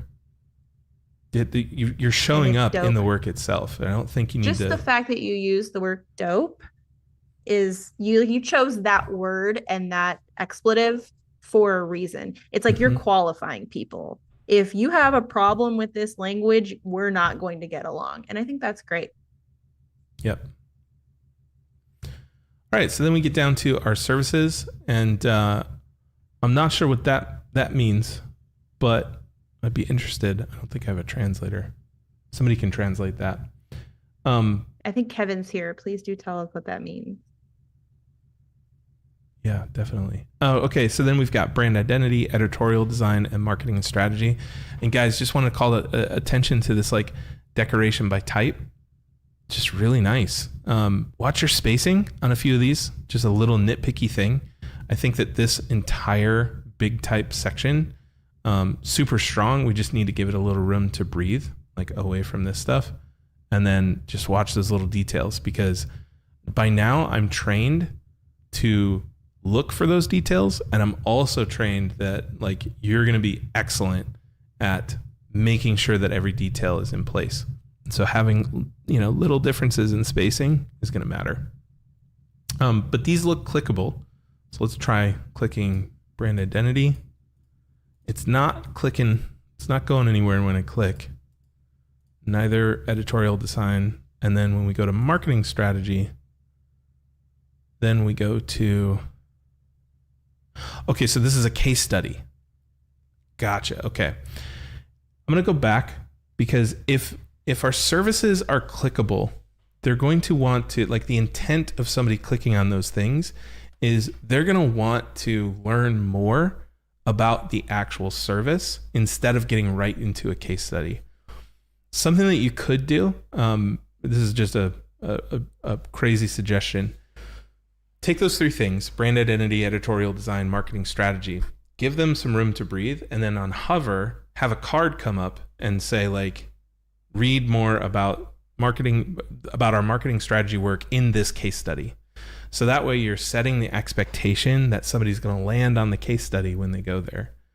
And so I think it's a strong design. I think it's a strong section to have on the homepage. It's just, it needs to work a little bit better.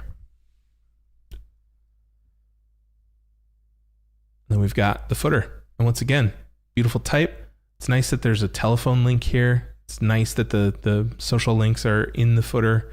I kind of wish there was an email here. Oh, wait, it's right there in front of your face, right? So it's like, bam. Huge. This is huge. So hierarchy of information is just on point, and beautiful layout. Okay. So where do you want to go first? Archive? Yeah, go to the full archive. I would love to see that.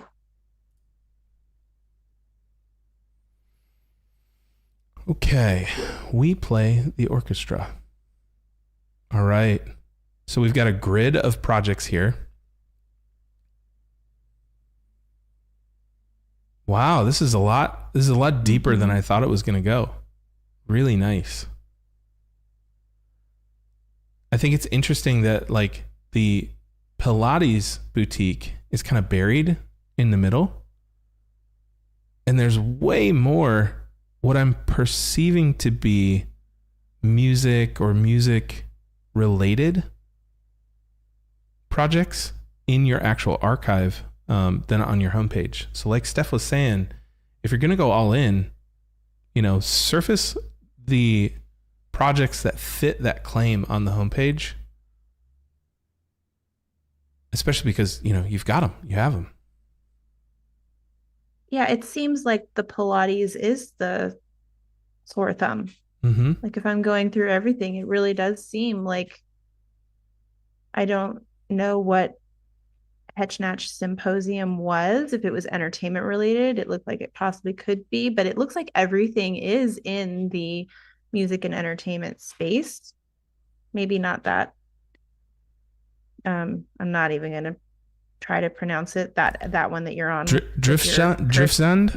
Driftsound, yeah. I'm not really sure. And I think this is also where, and maybe it's just the image that you're choosing for this kind of featured image, Kevin, but I feel like you might need to do some curating of, is this my current skill level? Because some of it, especially if we go down to the, like, I'm not saying it's not good work, but I don't think it's where you're at right there. Like atelier, if we scroll up one, bar all day, this doesn't look like a Kevin project. It's also standing out to me as different. And so this is the case where you have so much work that I think it's time to start taking some things down that aren't standing up to where Kevin and Studio by Naz is right now. Mm-hmm. Doesn't mean it's not a good project. And if you need to show someone a kind of portrait at some point, just put this in your actual literal archive and be like, oh yeah, we have stuff like that. Mm-hmm.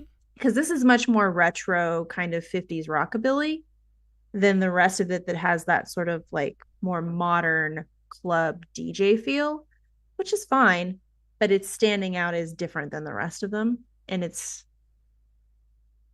pulling the vibe in a different direction. Mm-hmm. Kevin, I see your comment in the chat. The Pilates is one of your fave case studies. That's great. Wonderful. I think you just need to, pick a lane. You're either going to go all in on that one specific industry, the music and entertainment space, or you can have a variety of things in your portfolio and not niche. I think either way is fine, especially if you got the knowledge and the body of work, which just based on this one page, I would say you do. But when you go that route, it means that you're curating your portfolio for that specific industry. I mean, Kevin, my studio is moving away from client work and solely into licensing and product, not product design, but like actually selling products. So I'm going to be getting rid of all of my case studies, Kevin. Sometimes you just need to make that decision and do what is best for the business and remove yourself personally from the work and being like, you know what, that was great work, but it's time to really lean into this next era of what I want my studio to be. And it means pulling things that we really love and evolving. Yep. All right, let's check out the first project here. Okay, so this is an annual gathering that unites this place's vibrant electronic music and nightlife system or ecosystem. Very cool. So it's definitely adjacent to that music industry. Great photos. I'm curious to what you did for the work. So far, I mean, again, we'll continue pointing this out, but great type throughout the entire site. Really, really nicely done. I'm enjoying seeing this. Okay, so we did some brand identity, digital collateral, and social media content. I like that your services are called out like this because it makes it really easy for me as a potential client to go like, should I continue? Am I looking for one of these three things? Which is fantastic. For me personally, this screen that we're seeing right now is a lot of text. So I feel like maybe we could lay it out in a way where I'm just seeing something that you've created, because right now, and it even says, I love that you've called out Brahm there for the photos, but this whole case study as of up to this point, I haven't seen anything that you've designed for it yet. And I would love to see that. Yes, the photos are wonderful and you did the whole brand identity for the whole thing, but I would love to see some of your work a little sooner on this case study. Yeah. And I think like we can see it in the background. I'm assuming that this is part of it and stuff like that. It's just not taking a back seat. Yeah, it's not forward. I think that the thing that saves this for me is just the layout. Because we have a really well done layout, it doesn't feel too heavy to me, but I'm also a designer. And so I can appreciate really beautiful type like this where, clients might not. Clients might see Ben's this just and go, oof. lusting over your layouts right now, where I'm looking at this from a client's perspective of like, show me your Yeah. work. Yep. There we go. There Work. it is. Awesome. This is what I want to see. Nice. Okay, so as far as like leading, I don't know that this is the strongest piece to lead with, um, simply because like I'm still looking for a focus on that logo, and so I would want to see that first, and that the first impression that I get, I'm a little scattered. I don't know which screen to focus in on. I don't really have too much context on what this is unless I read the wall of text, and so remember that first image, especially when we're digging into the work, needs to knock my socks off. And so hopefully let's just reorganize things. But me personally, I wouldn't lead with this one. Also, this is part of where curation comes into play. Remember that this is not a historical documentary. Your portfolio is meant to be a marketing tool. And so things that are not like fantastic or things that might need to be massaged a little bit can be massaged. And one of the things that I would do is maybe just remove that number. 3. I wouldn't change the number. I've seen people do that. Don't you know what change I it. do? I immediately go to that Instagram. I'm like, did it really get that many likes? Because is anything getting that many likes these days? Because if it is getting that many likes, I want to see what they're doing. And I've seen like, oh, it really didn't get that many likes. Right. I would remove the number, like the one with the CD.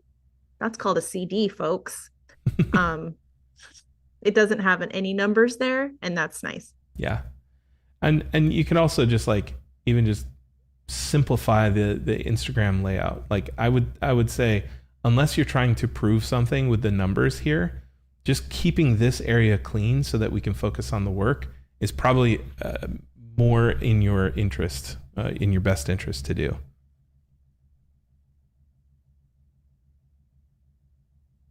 Ooh, stunning photograph. But again, I wish there was a little bit more work there. And we got good photos, and I see the banner back there. I'm assuming that's part of it. Oh, no. When I see brand identity, I have such high expectations of what you've done. And I have no doubt that you were very involved in this project, but it's just what you're showing me isn't living up to brand identity. When I think brand identity, I'm thinking the messaging.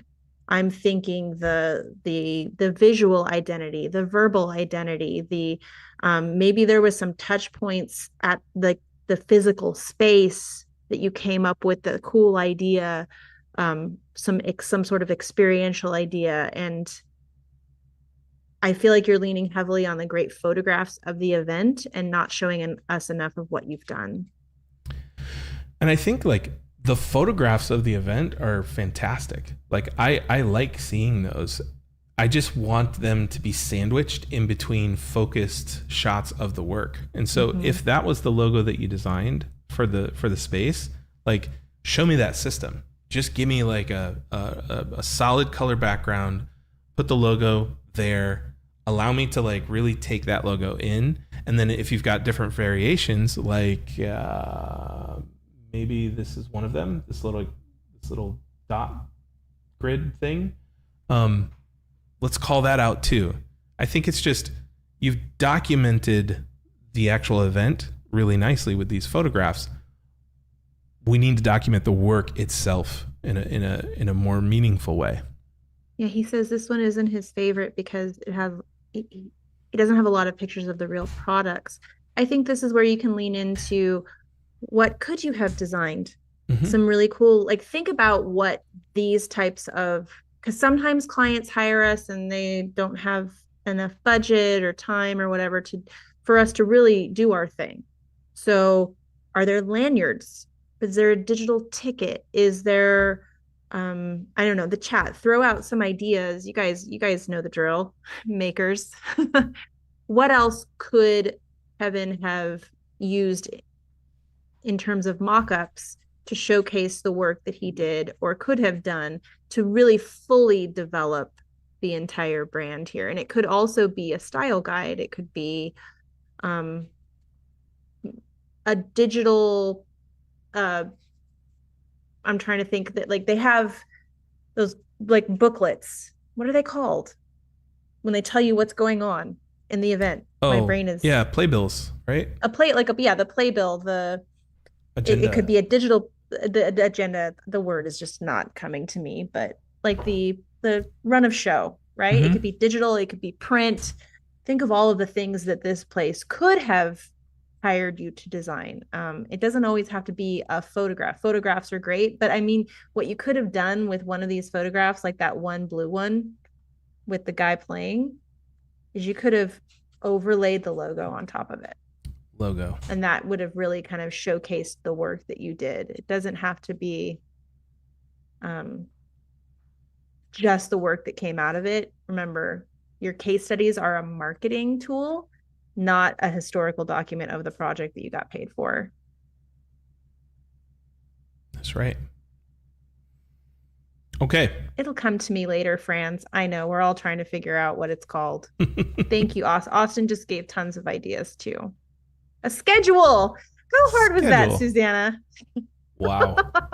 Wow. You can tell we've been going at this for 2 hours. All All right, let's take a look at one more project. And then we're just going to take a 3-minute break and then finish off with the last website here. Okay. Kelder Gedrag. Brand identity, marketing strategy, and merchandise. There's a lot going on in this one. Let's take a look. Okay. Vibes on the photos. Really, really cool. Love that grain. Again, man, popping the logo on top of this would have been great. You know, lead with that work. Okay, cool. So it's a music event. Very nice. So we've got brand identity, marketing strategy, merchandise, and social media content. Look at that. I like the magic. I like that section. 2 sold out editions. Instantly recognizable. And merchandise sold out. Sold out. It's great. Cool. I mean, the work itself is super awesome. I'm loving the design. I think it's just I get all the vibes from it.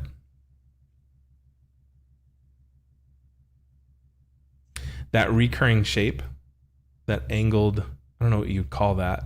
Trapezoid? Geometry? Parallelogram. I don't know. Parallelogram? There we go.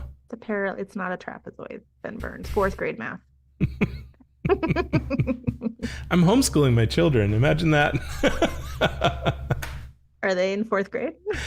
No, not yet. We haven't gotten there yet. Okay, you'll get it's called a parallelogram. But I like 4th grade math. I like seeing that shape used throughout. And you'll notice that like the difference between this project and the last one, it's like we're seeing the work. It's just we're seeing the work in context, and then we get these vibe photographs in between. And the vibe photograph next to the work, that works for me because I'm seeing the work. I'm seeing the work and some vibes. Yep. And I can the logo identify right there. The logo inside the work, which is great. But again, I would encourage you to like really call it out. Like solid background, put the logo on there. If we scroll up, it could be as simple as taking those parallelogram shapes and overlaying them on top on the left side or the right side or whatever. Just adding a little bit of design work to this photograph would add to it.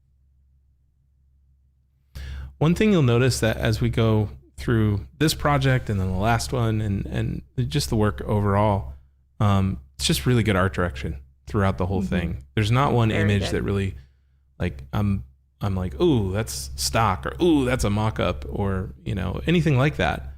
They could be all real photos, but or all mock-ups. The fact is that like as I'm scrolling, I'm not pulled out of the story. I'm still invested in the story. I'm still like in the world of the case study. And any of the images haven't pulled me out of that yet. Oh, cool. Love this, Kevin. This is so you little tagger. I love it. This is great. I mean, anything that moves is going to attract more attention. Mm-hmm. And the fact that we captured such high quality visuals for the process, I would want you to put this level of effort into every case study if possible. When you know you're capable of it, strive for that every time. Cool. I think what's missing for me for this one, Kevin, is you said that you did marketing strategy. And anytime that you say any kind of strategic deliverable, I'm going to want to see a narrative written around that. And while the work that you've shown is like great, I do wish that there was some section, because you called out marketing strategy, where you're talking about the strategic choices that you made in the marketing and what those marketing pieces ended up being based on the insights that you gathered during the marketing strategy session.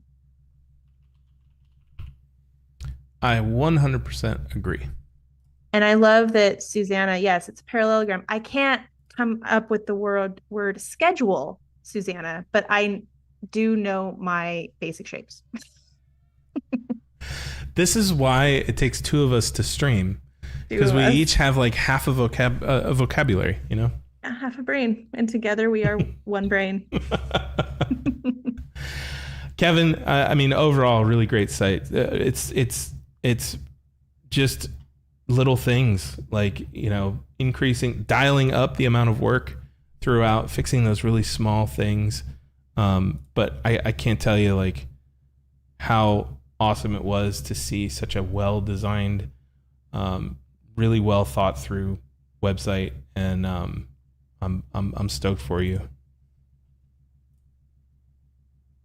Contact page. Once again, you know, longer forms. If you're struggling with leads, slim this down. Don't throw an obstacle out there. I like that seeing your photo on the about page. And again, the contact page might be a good place to throw a visual in there. Great FAQs.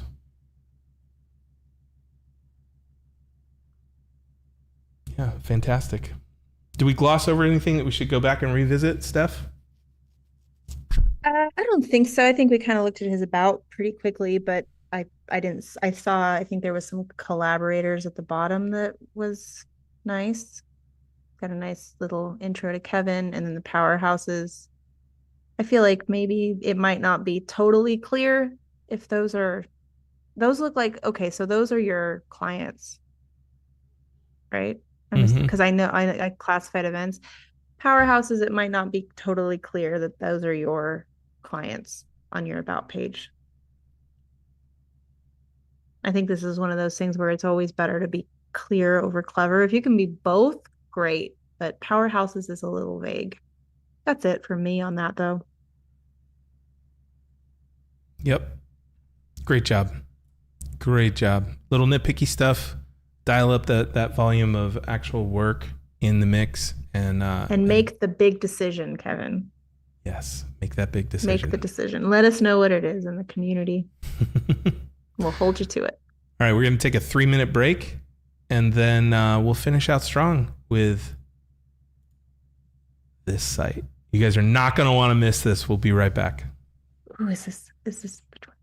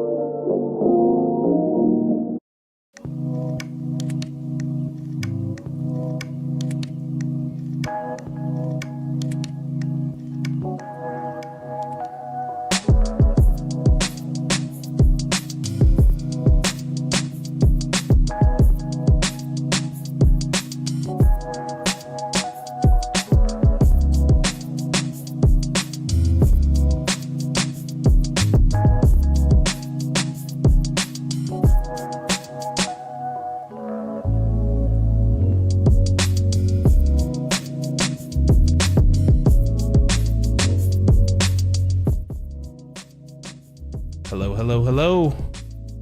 Welcome back. Thanks for sticking it out. Get that work You music know, a turned down. website is really bold in color when it does this to my face. Just I'll appreciate how red Gary is making my face right now with his website. Gary, man, I was just thinking how far you have come, not just with your design skills, but with your confidence and your voice. It has been amazing to see. This is super exciting. Yeah. Yeah.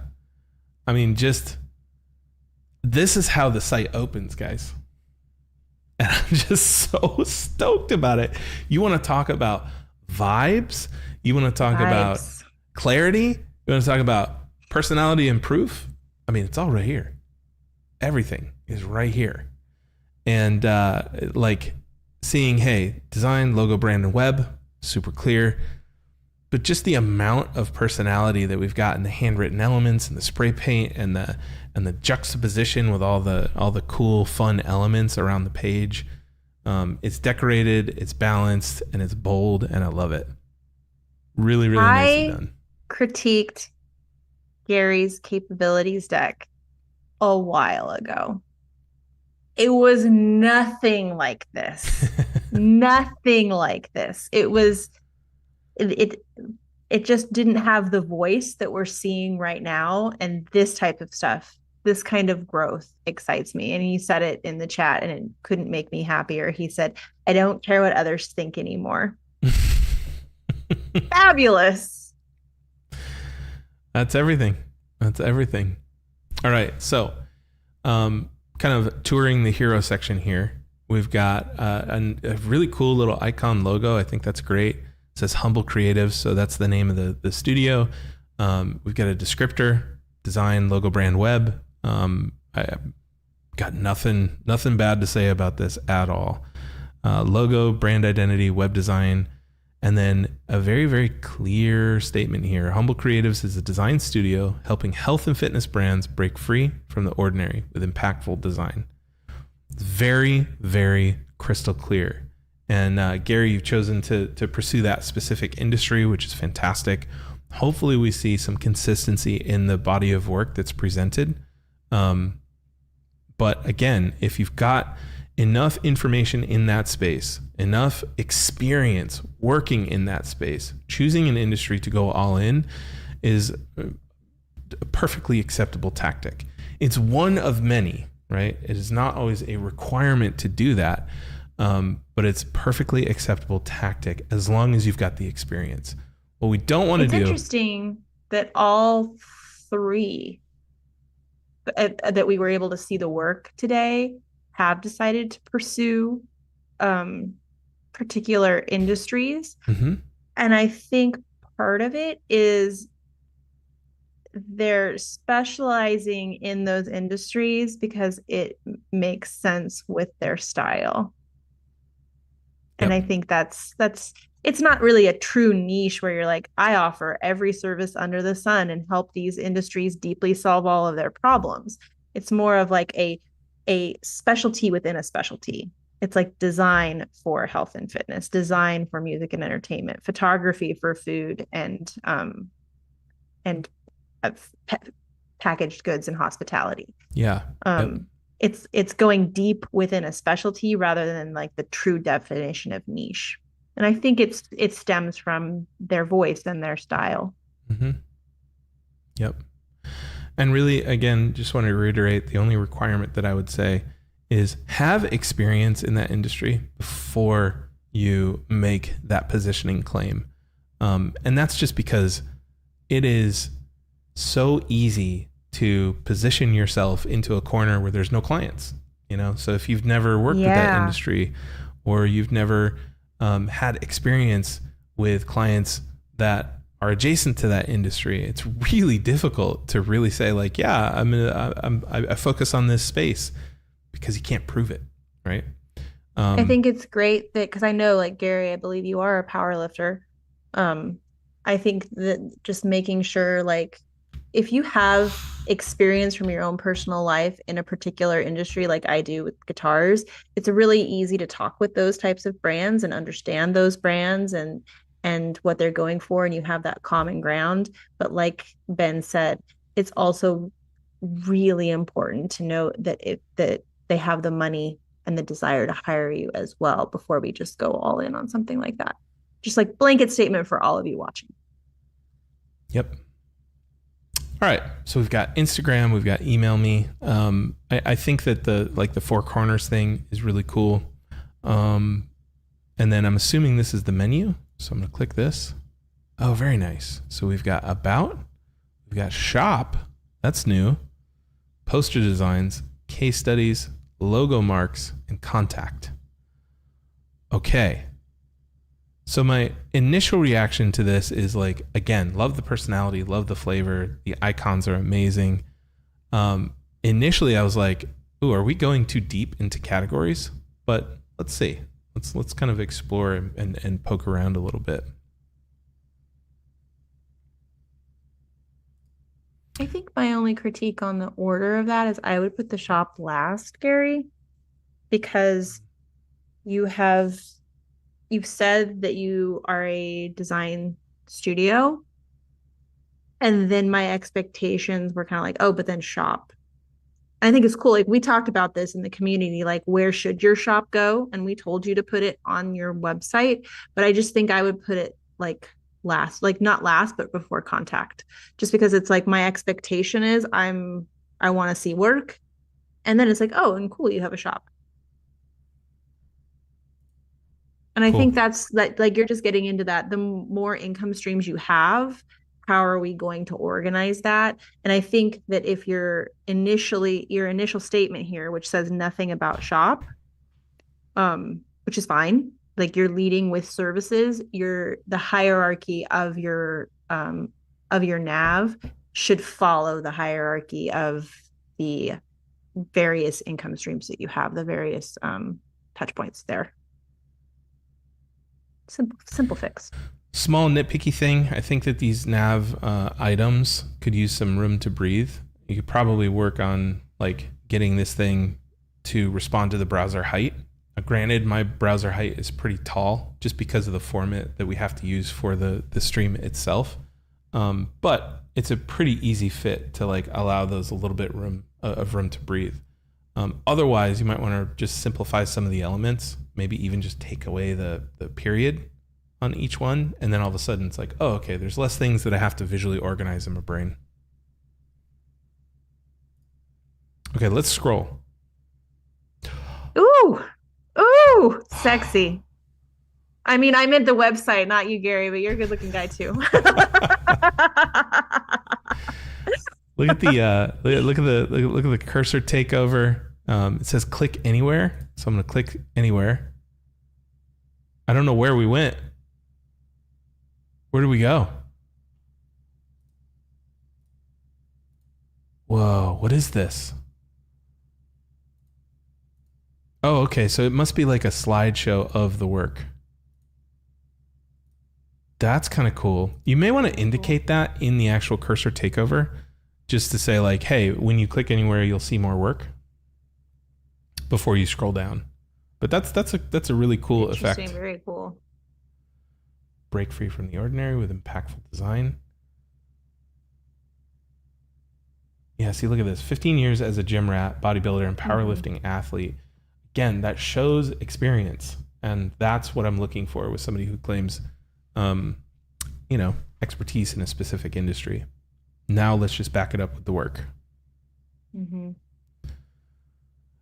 The development on this site is great. I mean, just all of the little micro interactions and scroll effects. It's really, really fun.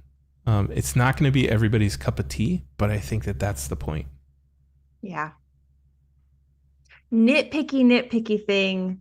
And I think this is just an art direction thing, Gary, is you're leaning into the whole gym rat, power lifter.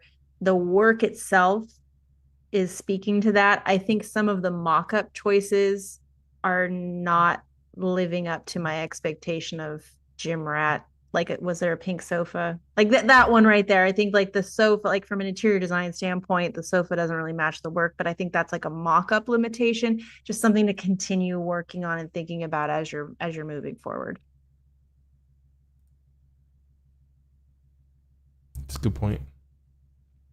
Then we get right into the work. Fantastic. So I would say that this is one where the visual opinion of the work matches the visual opinion of the container in a really nice way. I mean, everything just feels like it goes together. And so not only are you flexing on the actual site design itself, but it also doesn't overpower the work. It amplifies it almost.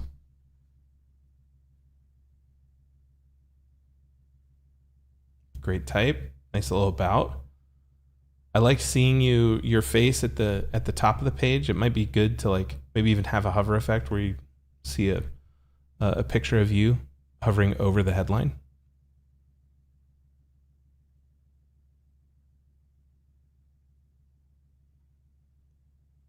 Cool. Really fun. Nice social proof. I love that. Hire me now. Sold. All right. I like it. Can we understand what Gary does? Yes. I would say yeah. Is there proof? So even so far, just scrolling down the homepage, I would say absolutely yes. Is that proof compelling? Yes, absolutely. The work is fantastic. I want to work with Gary. And then, did we catch your vibe? Absolutely. So already on the homepage, we're getting all the things that we need to get from the single page itself. You know, I'm not saying gym rats can't be fancy. I'm just saying the art that Gary has made for the gym rats to hang in their home is not matching the mock-up. That's all I'm saying. Gym rats can be fancy. Gary's fancy. I don't know if you guys can hear the jackhammer outside, but there's a literal jackhammer outside of my house. They're working on the internet in my neighborhood, so if you do, that's the sound.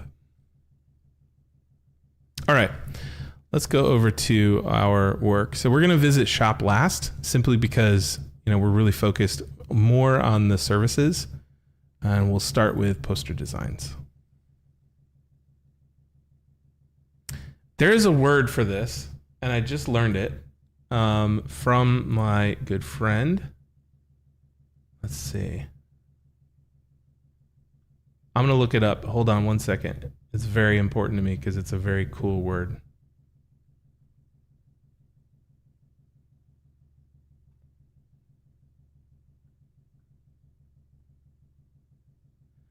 It is called a rebuses. They're rebuses, images that interrupt type. Never knew that, but whenever I see this stuff, it really helps to have that word that describes it. But it's REBUSES, rebus. Crazy. The icons are different on my screen. I'm on Windows, so this is a good litmus test for viewing the site in different OSs.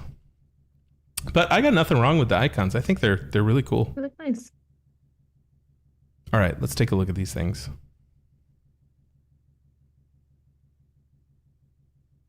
Wow. So cool. So much personality.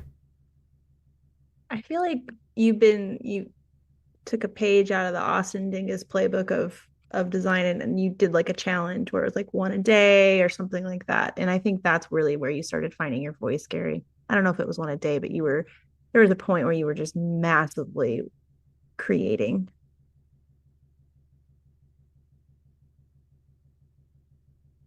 Yeah, these are great. One of the things to be mindful of is when we're looking at like posters, the whole point of a poster is to really see the layout and the composition. And so just from a site design perspective, just make sure that one can see the entire poster in a specific like browser size. And so you can see like with this one, I'm having to scroll to see to see the top and then through the bottom of the poster. And especially as like a creative director who might be hiring you to do stuff like this, I'm going to want to see the whole composition all at once. And I can tweak my zoom settings and all that kind of stuff on my end, but it's just a handy thing to kind of keep in mind as you're developing the site. Yeah, these are great. Mm-hmm.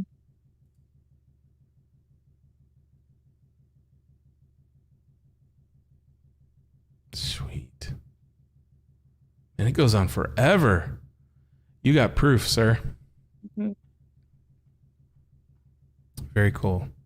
And I think this is one of those nice pages where we do need to see a lot of that work rather than case studies of all of that work. So nice kind of segmentation of your various types of work here, Gary. Mm-hmm. Okay. Then we get into case studies. Now, again, with the hierarchy, I would probably put case studies first, unless you're seeing the majority of your interest and leads coming in for the poster designs. Just because like I'm going to want to see full projects from you if I'm going to hire you for brand identity or anything like that. Yeah, I love that. Fun type throughout. Very engaging. Okay, let's do Summit.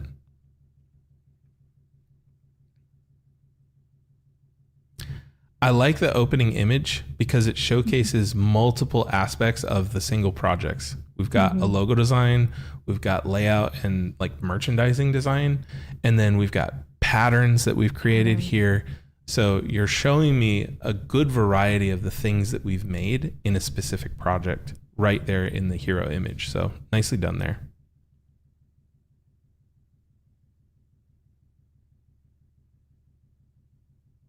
Good good recap of like who the client is and what they're trying for. And I really like the balance of type to images here. So you can see like, bam, full width image. We scroll down, we get this fantastic like summary and scope, logo design, brand identity design, brand style. And then there's a tease. And then we got a little teaser here. Other images. Nice. Yep, really nice. This one doesn't fit. If I'm being honest, like with this photo, I was in it, and then I suddenly got pulled out because now I'm evaluating, my brain's trying to figure out if this hat is real. And so I'm wondering if, replacing this would help. Not a huge deal. It's just one of those things where like, I'm always kind of on the lookout for mock-ups in case studies that stand out in a negative way and kind of pull me out of the narrative.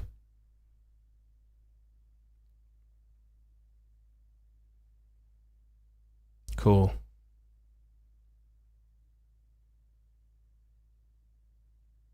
Yeah, and so also want to call out like you've presented plenty of work in the beginning to make these process shots not feel like homework.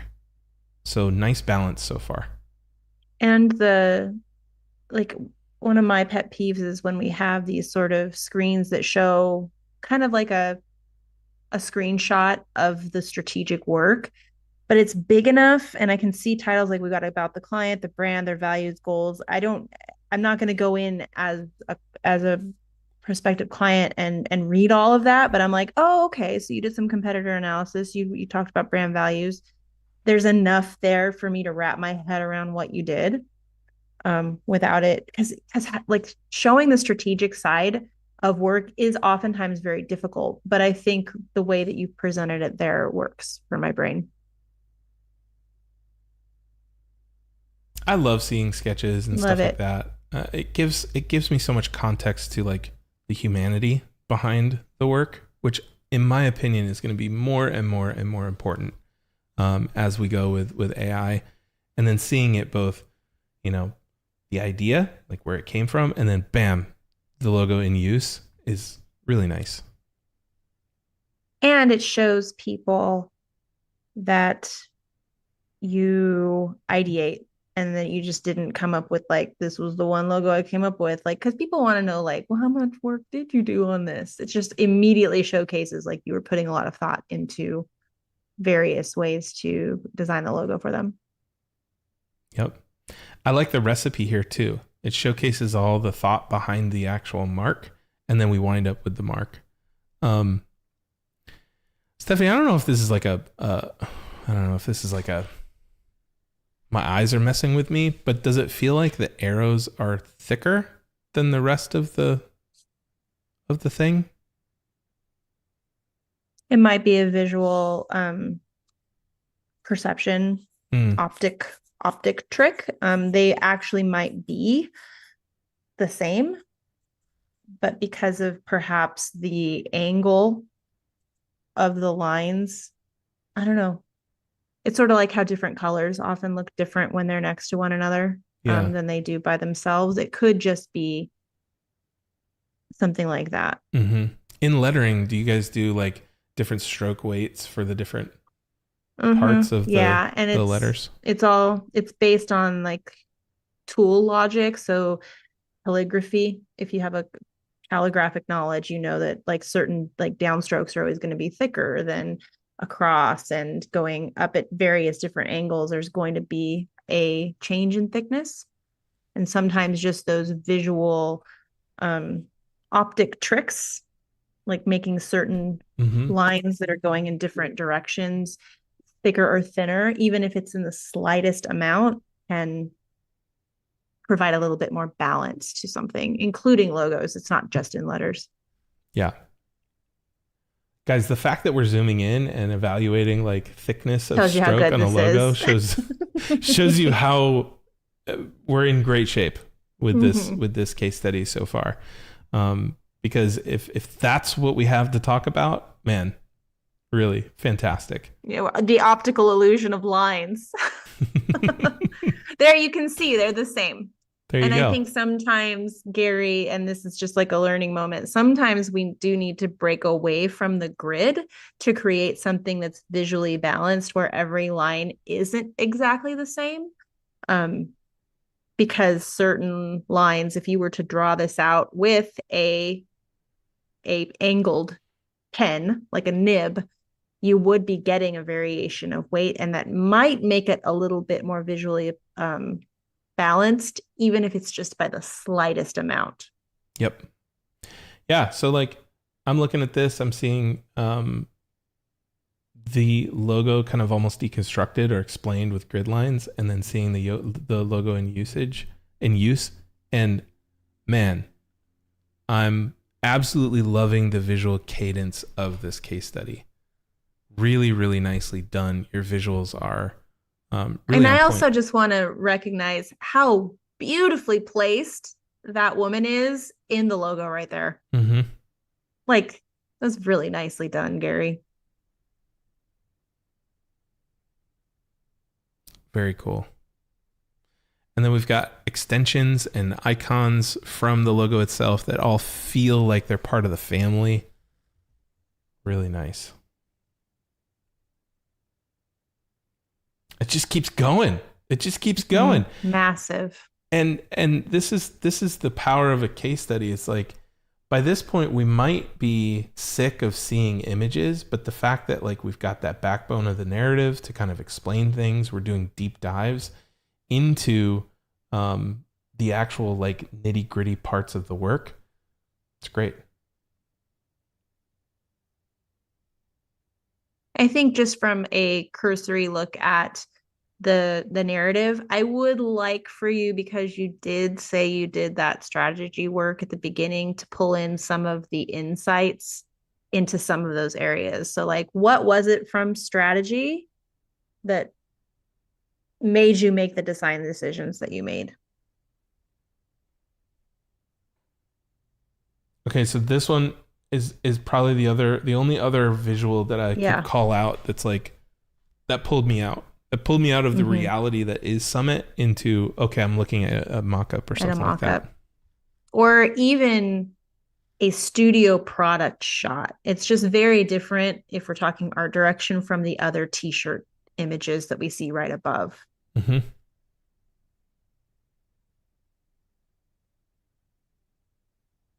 Oh man, seeing it in use. So we've got like, very cool. here's the design, and then here's it in the real world. Killer.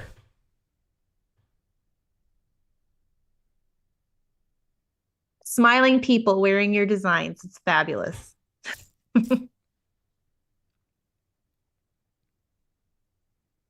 This was a beast of a project.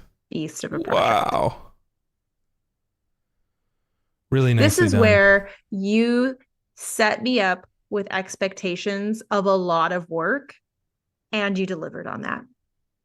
And that's what I mean when I say, like, when you say you did all of that stuff at the beginning, which the deliverables, the scope of work was quite long, you proved it. And that's absolutely necessary. Now, guys, your case studies might not be this robust, but your projects might not be this robust, right? So allow the case studies, allow the story to fit the actual project, which it goes back to that one that we were looking at the beginning, Carbell's like disclaimer, it's a personal project. It's like, just tell the real story of the project. Don't try to, don't feel like you have to live up to a case study that's this much of a beast. Because not every project is going to be this extensive. So tell the story of what happened and do it in a way that makes your client look great, that makes you look great, and that frames the work in a way that is going to make me want to work with you. And Gary, you have accomplished that just in this one. Really nicely done. All right. I feel like Gary was a portfolio burner. I feel like this is nothing that he showed in his original capabilities deck made it onto here. Mm-hmm. And it was, I think, what was needed for Gary, and that's great. Yep. Can we go to logo marks? Sure. It's going to be like a gallery. Yeah, sometimes you just need a grid, right? You've done enough of them. You just want to show a lot. And maybe you don't want to do a case study of all of them. But I do think this might also be a case of you might want to start weeding out some of them. Like that one. Yeah, that one right there is standing out to me as not as strong as the rest. So when you do have something where, like, I didn't think that way of any of your posters, Gary. I think there was one that was maybe a collab with another member that was maybe a little different, but it still had some Gary in it. Where this, when I look at your grid of all of your logos, there will come a point in all of our careers when we've made so much work and we're really leaning into a voice and a style and our skill set is improving, that some things just don't hold up anymore. And it is better to get rid of those and just put them in like your digital archive. Yeah. This is it's kind of the concept of going beyond the sale, right? It's like you sold me on that one case study, and then I go to contact you and just out of curiosity, we'll stop in logo land here. And then if I see that, I'm like, oh. But what if I get that one? Yeah. So curate. I mean, dude, you've got tons of incredible work on here. Let's trim those out. And some, like you said it, Gary, some aren't fitness related. And if you're leaning into fitness, you got to lean into fitness. That's right. All right, last stop. Let's go to contact real quick. Just make sure the basics are there. I love that. Available for work. You are like, hire me. This is great. It's just like name, email. They may not have a website or social media URL, depending. Yeah. Tell me about your project. There's not too much information there. Yeah, I would trim that down. Also, the form doesn't match the website. That doesn't matter 100% of the time. However, with this, it's like these colors, you might have some accessibility issues. There's some contrast issues that could cause you some problems with legibility. So I would just kind of revisit that form, at least You from a stole college mine. standpoint. I love it. You have to also remember different studios have different requirements for why like who they will bring on. And for me, at my point in my journey, I only work with established businesses. I don't work with startups anymore. I don't work with personal brands anymore. So think about that, like what someone else has on their contact sheet. Like some people might have like, you have to tell me what your budget is, or you will not get me on a call. And that's because they get so many requests for work, and they are at like the point where they're like, I only entertain budgets above this amount. And to get me on a call, you have to tell me that you have that amount.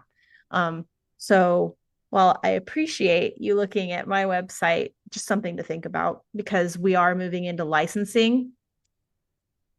And if you are a licensee, you have an established business. Yep. So yeah, unless you're But getting killed. thank you for not taking the exact copy, because my copy, I think I quote the Beastie Boys on there. Still might fit. Yeah. I would also just add your contact info to the page. I know that some people don't like to do that because they don't want to get bombarded, but the reality is that you're going to get spam anyways. And so I would rather make it really, really freaking easy for my clients or my potential clients to contact me. And there's not an email that's just plain, here's my email address anywhere on the site. There's a mail to link here. I will never click a mail to link ever in my life. Just because I don't use the system defaults for those mail to things. And so I would just include your email somewhere on the site.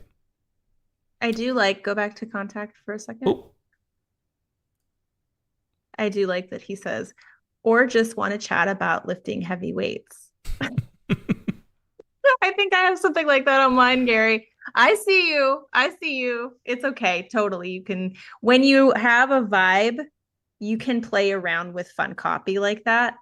And that's what I love about like really leaning into who you want to work with, getting your creative cocktail into your work, is copywriting can be a little more fun because you can like take the different references from the world that you're working in and include them into your copy.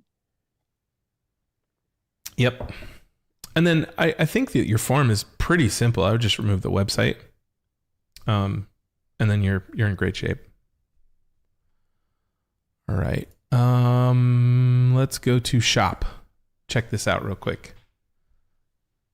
Okay. I love this. We're selling posters and stuff. Cool. And you've got all of the essentials. You've got like a cart. You've got the account. Nice. It's a different site, but it's sometimes that's fine. Yeah, I mean, if I had to guess, we're flipping over into a Shopify system or some kind of e-commerce platform that's a little bit more conversion driven than like a piece of design like the other one. Totally fine. He says it's on Shopify. Nice. Okay, great. It's great. Yeah, really, really nice. $14 for a poster is a steal of a deal. So for those of you guys out there who like this style, go support. Go support Gary. 10% off too. Save $1.50. Heck yeah. Nicely done, sir.